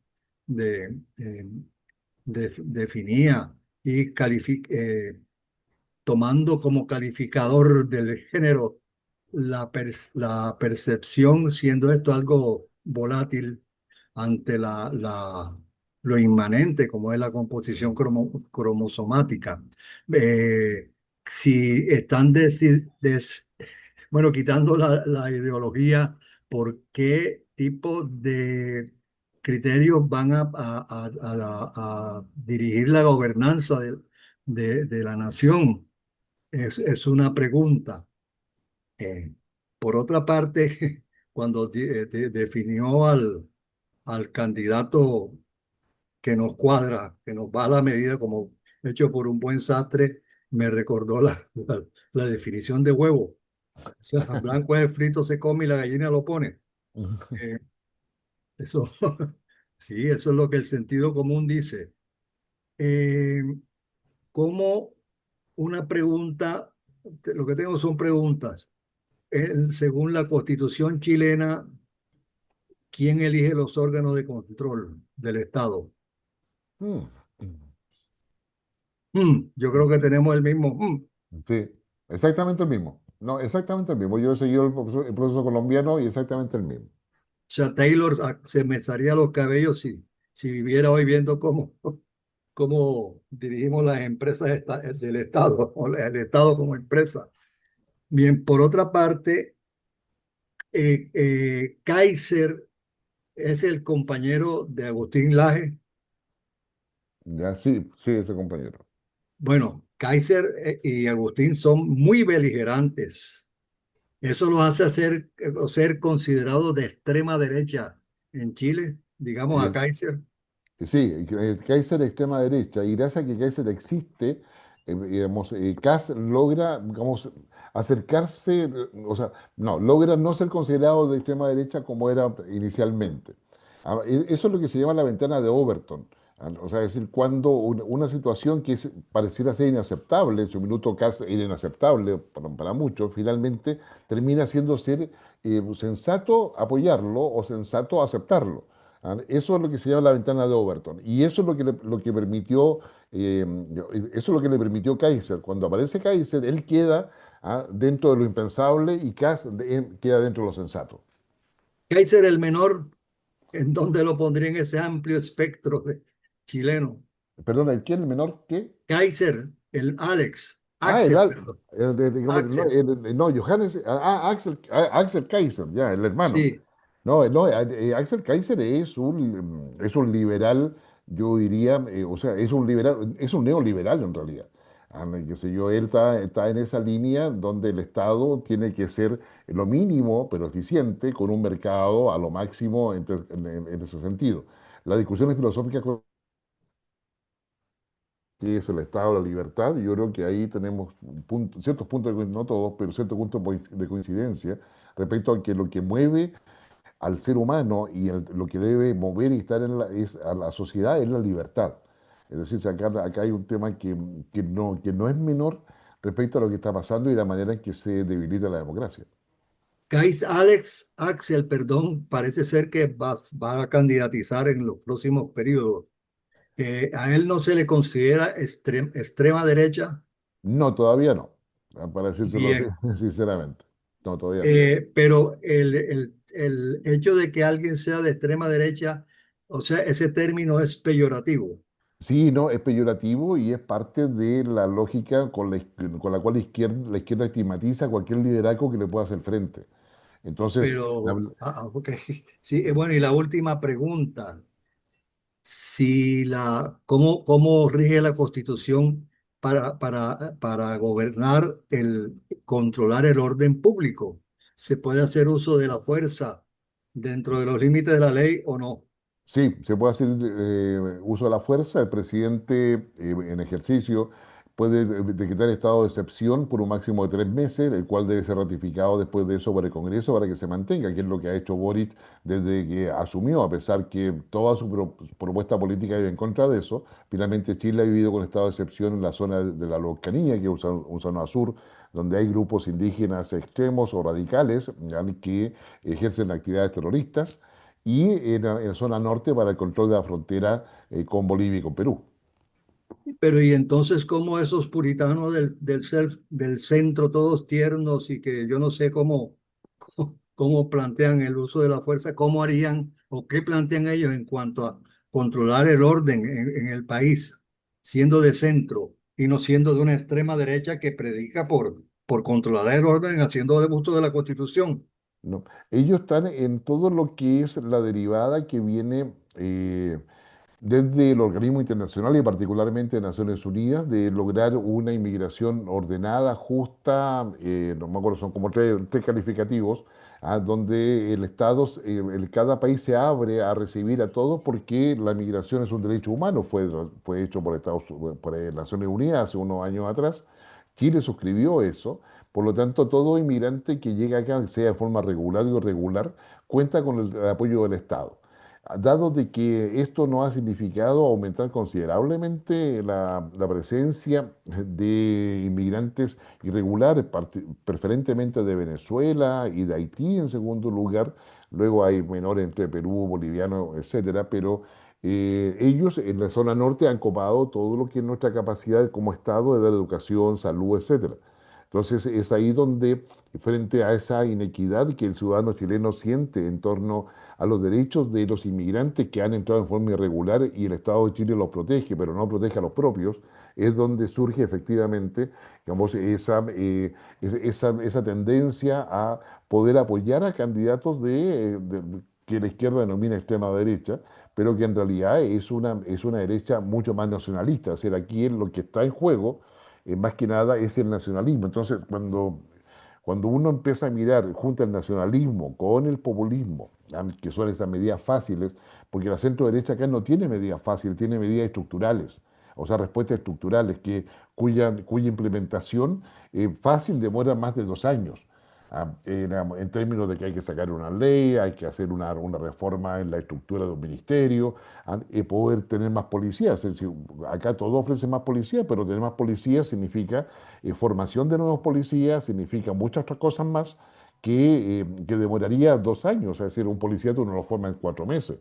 Entonces, yo diría, acá hay una cierta tendencia a pensar que estos temas se arreglan en forma inmediata. Acá yo diría, por ejemplo, yo diría, Kaiser se parece mucho más a Orbán en Hungría, si quiere hacer ese tipo de paralelismo. ¿Ya? Y Kast se parece mucho más a Meloni. O sea, Meloni, su discurso era una cosa antes de ser electa y hoy día que es electa, ha encontrado que el espacio donde se puede mover es mucho más amplio, pero es mucho más amplio por la debilidad del centro en Italia, que también pasa lo mismo que en Chile. El centro en Italia se difumina. Entonces, ella ha sabido generar los contactos con esos elementos que giran alrededor del centro, pero que no definen el centro. Muy bien, pregunta Roberto Camacho. Adelante, Roberto. Eh, Hola, muy buenas tardes para todos nuevamente y en especial para nuestro invitado, a quien le presento un cordial saludo y por transparencia comunicativa le comparto que yo ejerzo una dignidad partidista en Colombia. ¿Ya? que tiene origen legal. Es de hecho el único imperativo legal que debe tener un partido, que se denomina veedor nacional y tiene por responsabilidad cuidar el cumplimiento de la ley de los electos. Una expresión escueta, sencilla, pero de una dimensión pues muy compleja. Quería hacerle primero con la gratitud de la dedicación de su tiempo, la claridad de lo que nos cuenta. El año pasado, más exactamente, tuve la oportunidad de visitar Santiago y Valdivia en la Universidad Austral. Me agradó mucho el país, yo felicito. Y a veces lo que uno recibe de noticias, como seguramente pasa con las noticias que generamos en Colombia, no se refieren a lo bueno, a lo grato, a lo positivo, a lo edificante, sino solamente a lo crítico y lo difícil. Usted mencionó primero lo que es la contabilidad partidista en el equilibrio de las diferentes cámaras, ¿no? Donde se construye mayoría, y lo que se observa con esta dispersión partidista es que son mayorías frágiles, digamos, ¿no? La rayita está muy pegada al borde de los partidos. Pero esa premisa, esa mayoría se construye sobre la premisa de que hay unidad de cuerpo en los partidos, es decir, que todos los miembros del partido votan en el sentido que constituye la mayoría. Es una premisa. Sin embargo, es una premisa que en algunas ocasiones no es real y, digamos, como pasa hoy, por ejemplo, en el Senado norteamericano, donde cabe la posibilidad que dos o tres parlamentarios, dos o tres senadores hagan un voto diferente al mayoritario partidista. En Colombia también pasa y no sé si exista, y aquí va la pregunta, si exista, así como acá, así como, o no existe, así como no existe en Colombia, un elemento que implique que haya un imperativo de cuerpo, sino que, para decirlo algo coloquialmente, aquel parlamentario que con algún interés especial, a veces de conciencia, a veces subterráneos, es decir, el gobierno lleva a cabo unas acciones que pueden satisfacer un interés regional y el parlamentario se aparta de la mayoría de su partido y debilita o fractura ese potencial mayoritario. ¿Existe algún marco diferente del político para garantizar esa unidad partidista? No hay. Digamos, de hecho, se ha discutido en el Congreso la posibilidad de volver a instalar la orden de partido como un elemento vinculante cuando tú eres electo por una lista o por un partido político, en términos de que no puedes votar en contra de lo que la bancada representada en el Congreso acuerda votar. Eso acá en Chile no existe y eso claramente genera, digamos, una mayor discusión al interior del propio partido entre los diputados y por supuesto eso tiende a generar una desviación en los resultados de las votaciones. Ahora, yo quiero agregar otra cosa respecto a eso. Los partidos son importantes, pero en aquellos países que son presidencialistas, como el caso nuestro, acá en Chile, es muy relevante cómo el presidente toma decisiones. Nosotros hemos pasado de toma de decisiones con Bachelet, que es un esquema colaborativo, ¿ya?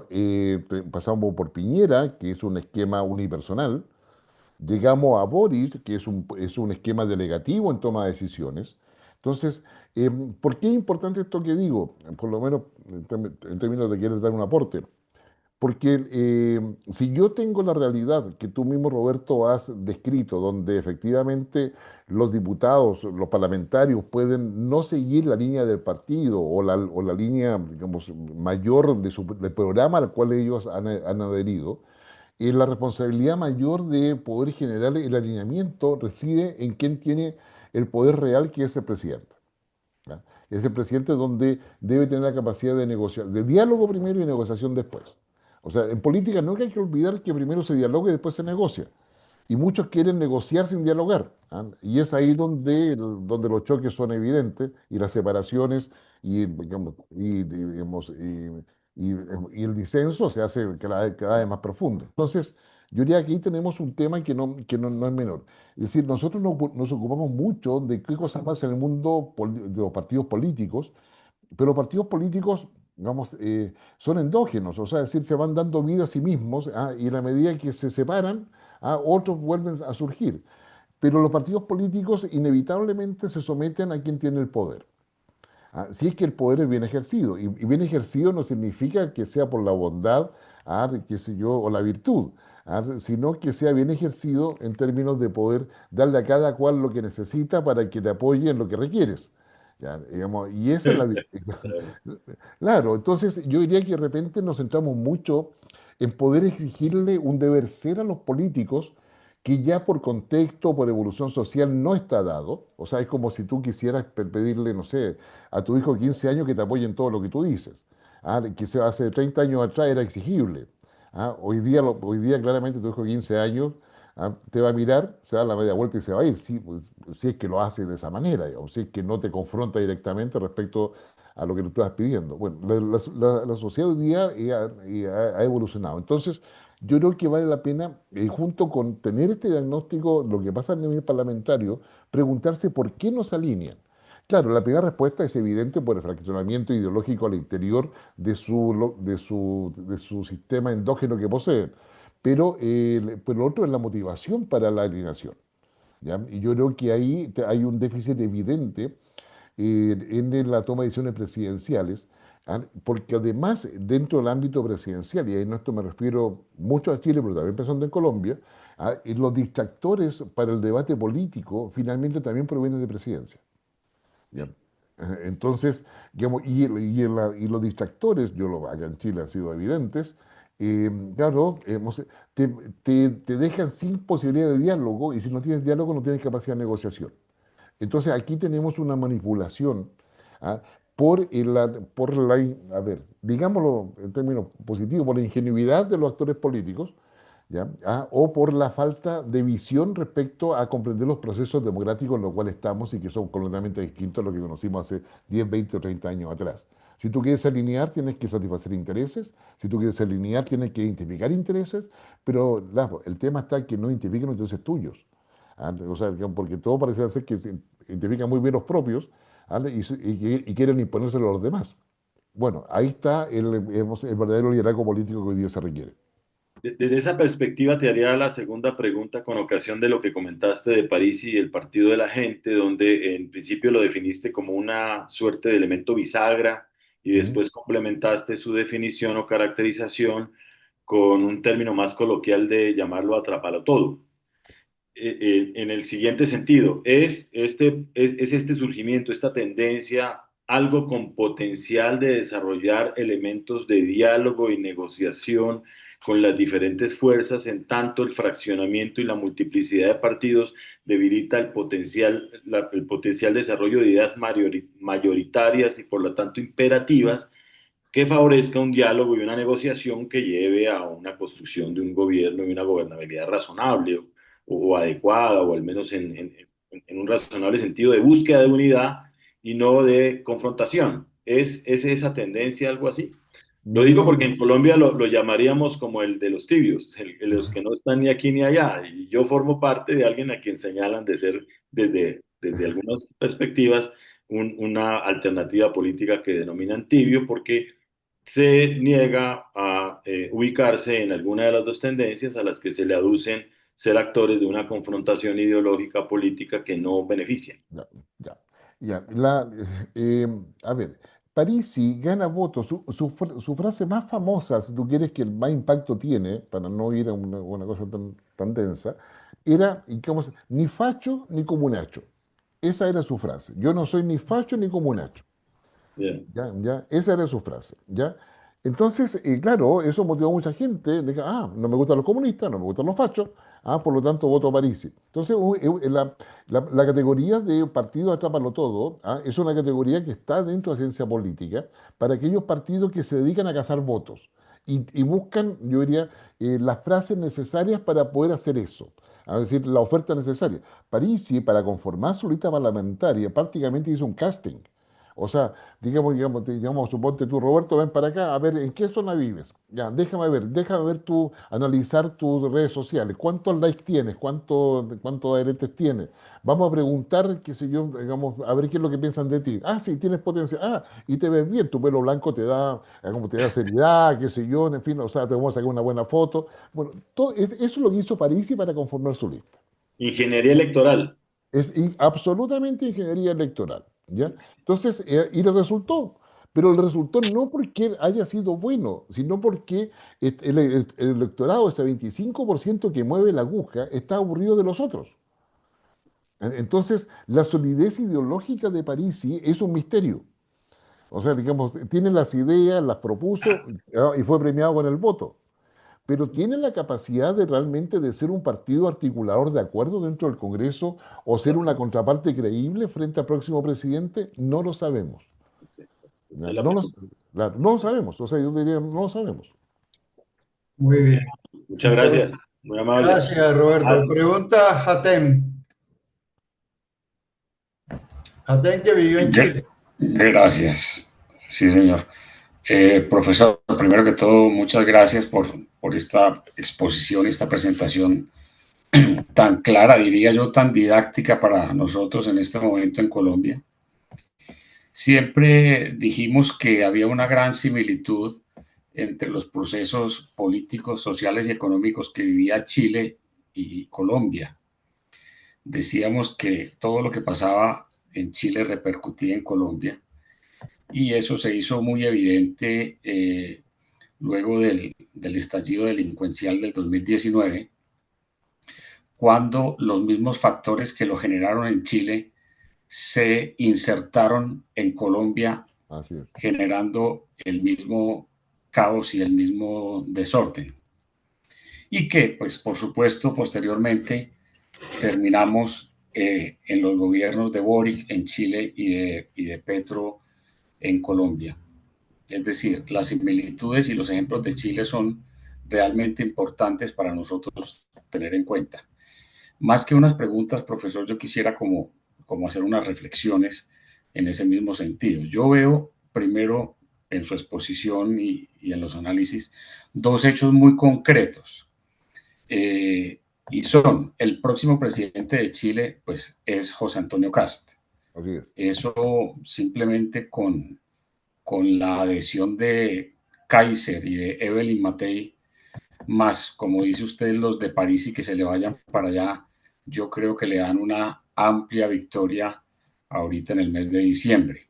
¿De cuánto más o menos? ¿De cuánto sería? Difícil saberlo, pero sí creo que va a haber una diferencia grande, va a haber un porcentaje del más del 20%, diría yo. No sé si estoy siendo muy arriesgado. Es decir, más del 51.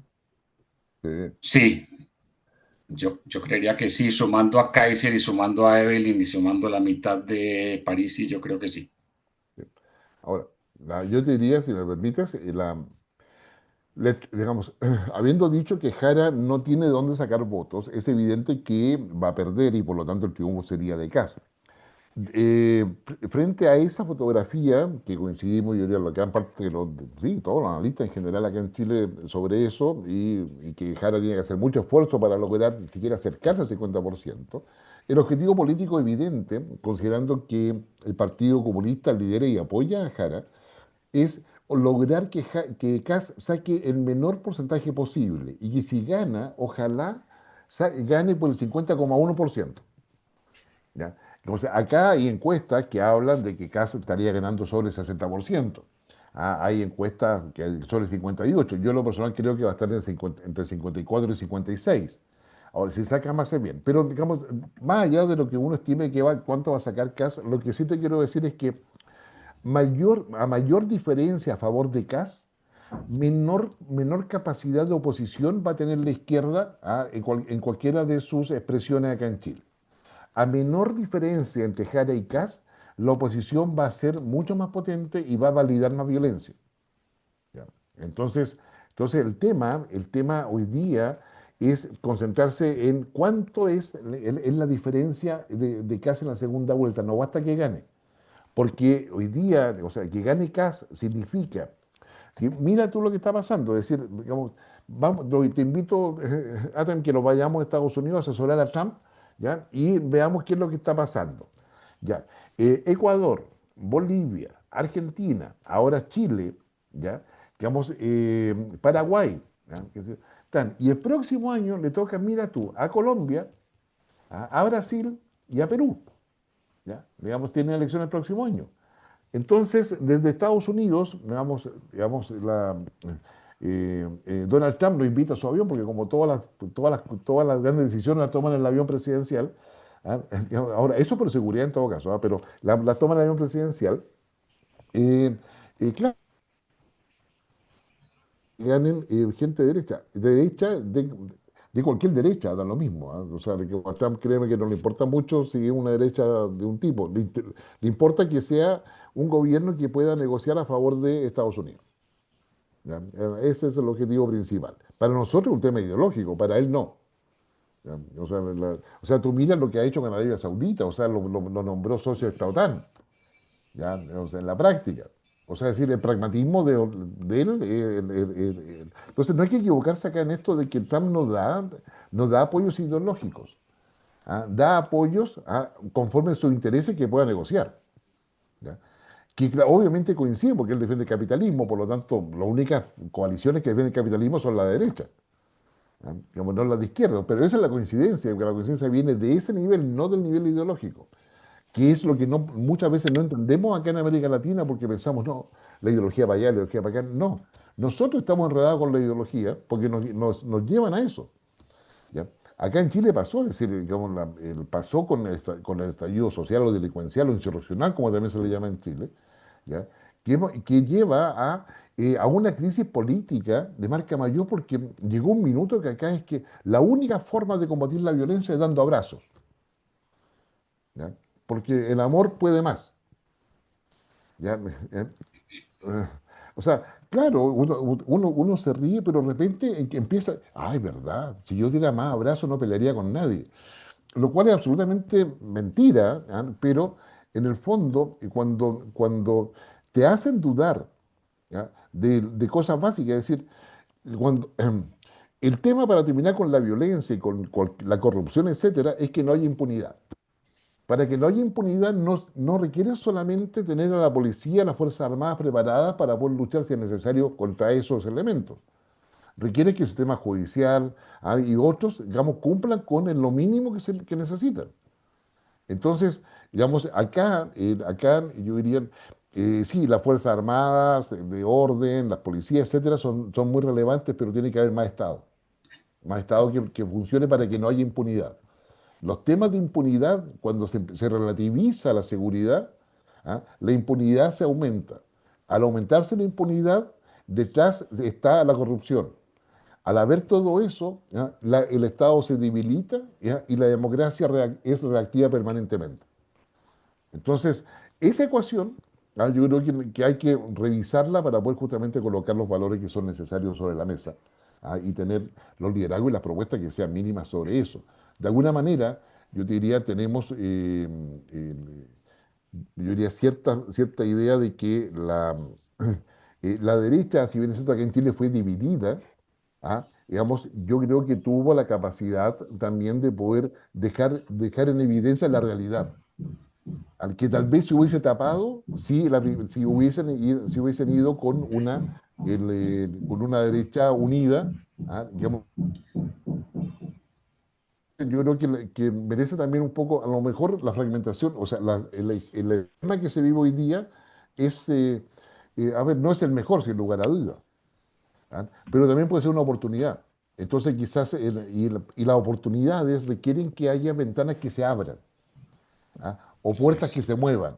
Entonces, digamos, acá en Chile hoy día estamos discutiendo segunda vuelta con la probabilidad, yo diría, muy alta de que Kast sea presidente. Pero eso fue gracias a que habían 3 candidatos. Entonces, a lo mejor, veamos al revés. A lo mejor, claro, es pésimo que la derecha esté así de fragmentada, pero a lo mejor es la gran oportunidad para que eso no suceda posteriormente. Bueno, esa es mi reflexión. Disculpa. No, está muy bien, profesor, muy valiosa.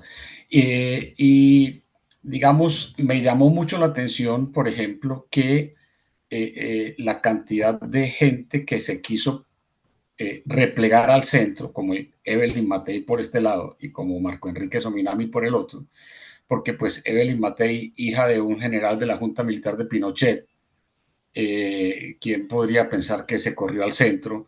Y Marco Enrique Sominami, fundador del Grupo de Puebla, por el otro lado, en la izquierda, ¿quién podría pensar que se corrieron al centro? Y me parece a mí que eso fue lo que castigó a la gente, la falta de coherencia, como usted lo mencionó ahorita, porque esa falta de coherencia y esa falta de valores y esa falta de principios, yo creo que están empezando a despertar a la población, a despertar al elector y están comenzando a castigar a la gente que no toma posiciones, sino que se mete al centro con la equivocada idea de que trayéndose al centro se van a traer mayores votos. Exactamente. Esa era O mi sea, reflexión final. sí. No, muchas gracias. O sea, acá, o sea, del momento que las encuestas no logran anticipar el comportamiento electoral de un grupo importante de la población, quiere decir que alguien no está conversando, no está viendo lo que pasa en la base social. ¿Ya? Y esa base social, digamos, valora, como tú dices, la credibilidad y la coherencia. Así que yo totalmente de acuerdo con eso. Muy bien. Ahora un colombo chileno universal. A ver, Rafael, adelante. Gracias, querido hermano. Felicitaciones, Guillermo. Una sólida presentación, muy didáctica, y estamos suficientemente informados para tomar la mejor decisión de lo que puede ocurrir el 16 de diciembre en la segunda vuelta. Me remonto a mi llegada a Chile en el año 2005, cuando se estaba iniciando el gobierno de la presidente Michelle Bachelet. Luego asistí al gobierno de Sebastián Piñera. Luego asistí al segundo gobierno de la presidente Bachelet. Nuevamente asistí al segundo gobierno de Piñera y finalmente estamos en el gobierno de Boric. ¿A qué me refiero con esto? Que Chile ha sido gobernado en los últimos 20 años, 16 años, por dos personajes de la política chilena, Bachelet y Piñera. De tal manera que en Chile, si fuéramos a hablar de ideologías, se divide entre personas de izquierda y personas de derecha. Básicamente es cortando por lo raso, sin ideologías, así se expresa la gente. Luego vinieron dos procesos constitucionales, que también tiene que ver mucho en lo que está pasando hoy en día. El primer proceso constitucional fue ganado, dominado por la izquierda y fracasó con el 64% de desaprobación. Luego vino el segundo proceso constitucional ganado, liderado y llevado a cabo por la derecha. También fracasó. ¿Qué quiero decir con esto? Que en el ente colectivo del votante chileno dio a entender que no quería ningún extremo en caso de reformar la Constitución, sino que irse mejor al centro. Y luego vino el gobierno de Boris, que ya está llegando a su fin.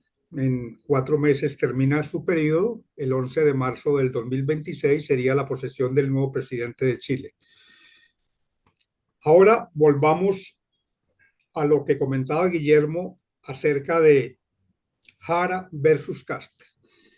Jara reunió 3.400.000 votos y Kast reunió 3 millones de votos en la primera vuelta. Kaiser logró 1.800.000 votos.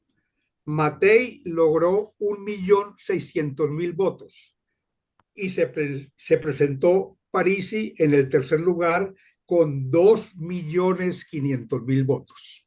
La gran sorpresa de la jornada electoral de la primera vuelta. Kast moderó su estilo en el sentido que generalmente Kast estaba percibido como persona de extrema derecha. Y Jara también moduló su estilo, yéndose un poquito más al centro, porque era del Partido Comunista, con una militancia impecable, y fue la ministra de Boric del Trabajo. Y como ministra del Trabajo logró meter la reforma laboral con las 40 horas semanales para todos los trabajadores en Chile, con lo cual consiguió mucho adhesión de todos los trabajadores de la República de Chile. ¿A qué voy con esto? En este momento, para la segunda vuelta, Jara amplió su discurso, yéndose un poquito más al centro. En plena campaña se corrió el rumor de que iba a renunciar al Partido Comunista por las posibles resistencias que tiene el Partido Comunista en Chile. Y Kast hizo también su discurso un poco más al centro, no tan extremo como fue la primera vez que se presentó. ¿Qué querían ambos candidatos? Pues lograr coger la gente del centro. Y se presentó Parisi con 2.500.000 votos, de los cuales podemos decir, como dice Guillermo, un 20% no van a querer votar por ninguno de los dos contendores a la presidencia, un 40% posiblemente puede ser irse para Jara y otro 40% para Kast. ¿Por qué? Porque Kast influyó mucho y trabajó mucho sobre el esquema de la seguridad.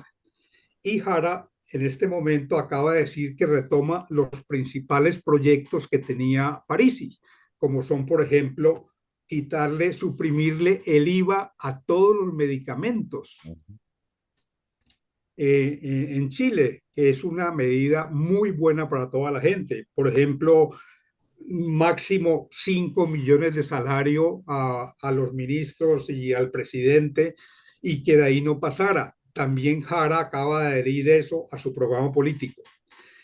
Kast, sin embargo, sigue trabajando en temas de de seguridad social y la lucha contra el gobierno de Boric, de izquierda, y simplemente siempre asimila a que el gobierno de Boric es el mismo gobierno que podría sacar Jara. Haciendo cuentas y sacando la calculadora, me refiero a lo siguiente, Guillermo, a ver qué podemos conversar sobre eso. Kast sacó 3 millones de votos, sumémosle solamente un 80% de los votos de Kaiser, le daría más o menos una suma de 1.200.000 más, y sumémosle un 70% de los votos de Matei. Y le daría aproximadamente 900.000 votos. En síntesis, Kast podría salir con 5.500.000 votos, con un 55%, y Jara podría sumar lo Artés, ya lo tiene sumado, y sumaría lo de los votos de Parisi, pongámosle un 60% de los votos de Parisi. Los demás los dejo en voto en blanco o votos nulos. Con lo cual Jara podría sacar 4.500.000 votos. Esa sería mi predicción para la segunda vuelta. Ahora, comparando esto con Colombia, es importante que Colombia, en enero del 2026, porque ya esta época ya es de muchas cosas que de pronto la gente puede estar distraída, pero que en enero pueden hacer una consulta o una gran encuesta que ubique a los candidatos de la oposición, a ver quiénes pueden representar al país para la segunda vuelta, con el fin de ir más o menos unidos, o al menos ir siquiera a la primera vuelta en marzo del 2026, máximo con unos 5 o 6 candidatos, no con los 79 que tenemos hoy. ¿Qué opina Guillermo de esta Bueno, presentación? querido Rafael, gracias por todo el complemento analítico que le has colocado, y también gracias por hablar de los votos. De hecho, en análisis electoral uno no trabaja con porcentajes, trabaja con los votos, digamos, con los números completos, para poder hacer justamente lo que ha hecho Rafael ahora. Yo diría, hoy día estamos en la campaña de segunda vuelta acá en Chile, Y lo que va a marcar la diferencia, más allá que Jara tome o se apropie, o sea, porque lo relevante es que Jara se está apropiando sin el permiso de Parisi y de sus ideas. Y Parisi no se lo va a dejar pasar. Parisi es más pro derecha que pro comunista, créeme que sí. ¿Ya? Entonces no se lo va a dejar pasar. O sea, sí, porque el Jara puede decir yo tomo esto de Parisi, pero eso es parte de la soberbia también del Partido Comunista particularmente, que, más que de la izquierda en general, ¿ya? Y también es una forma de generar un conflicto político. A Jara le conviene la polarización a todo evento, ¿ya? Porque con eso disminuye el voto hacia Kast, de Kast, que es lo que yo te he explicado. Ahora, otro tema importante como complemento a lo que tú señalas, acá en Chile el aumento de votos en París y también en Kaiser tienen que ver, digamos, y si yo voy a ver lo que hizo Milei ahora en Bolivia, y lo que hizo Noboa también, que tuvo que hacerlo, de hecho, eh, fue el trabajo territorial de acercarse a la gente, ¿ya? O sea, Paz Pereira se recorrió todo Bolivia, en camioneta, por tierra. No es que llegaba como gran candidato en avión, helicóptero, qué sé yo, ahí lo tomaban en un auto, lo llevaban al lugar de reunión. No, caminó. Yo creo que en Colombia, yo creo que la idea de que la paz se consigue firmando papeles, yo creo que está un poco ya debilitada. O sea, se requiere, es decir, no bastan los papeles si no hay una institucionalidad fuerte que la respalde. Y esa institucionalidad fuerte tiene que ser del país y no externa, por decirlo en términos muy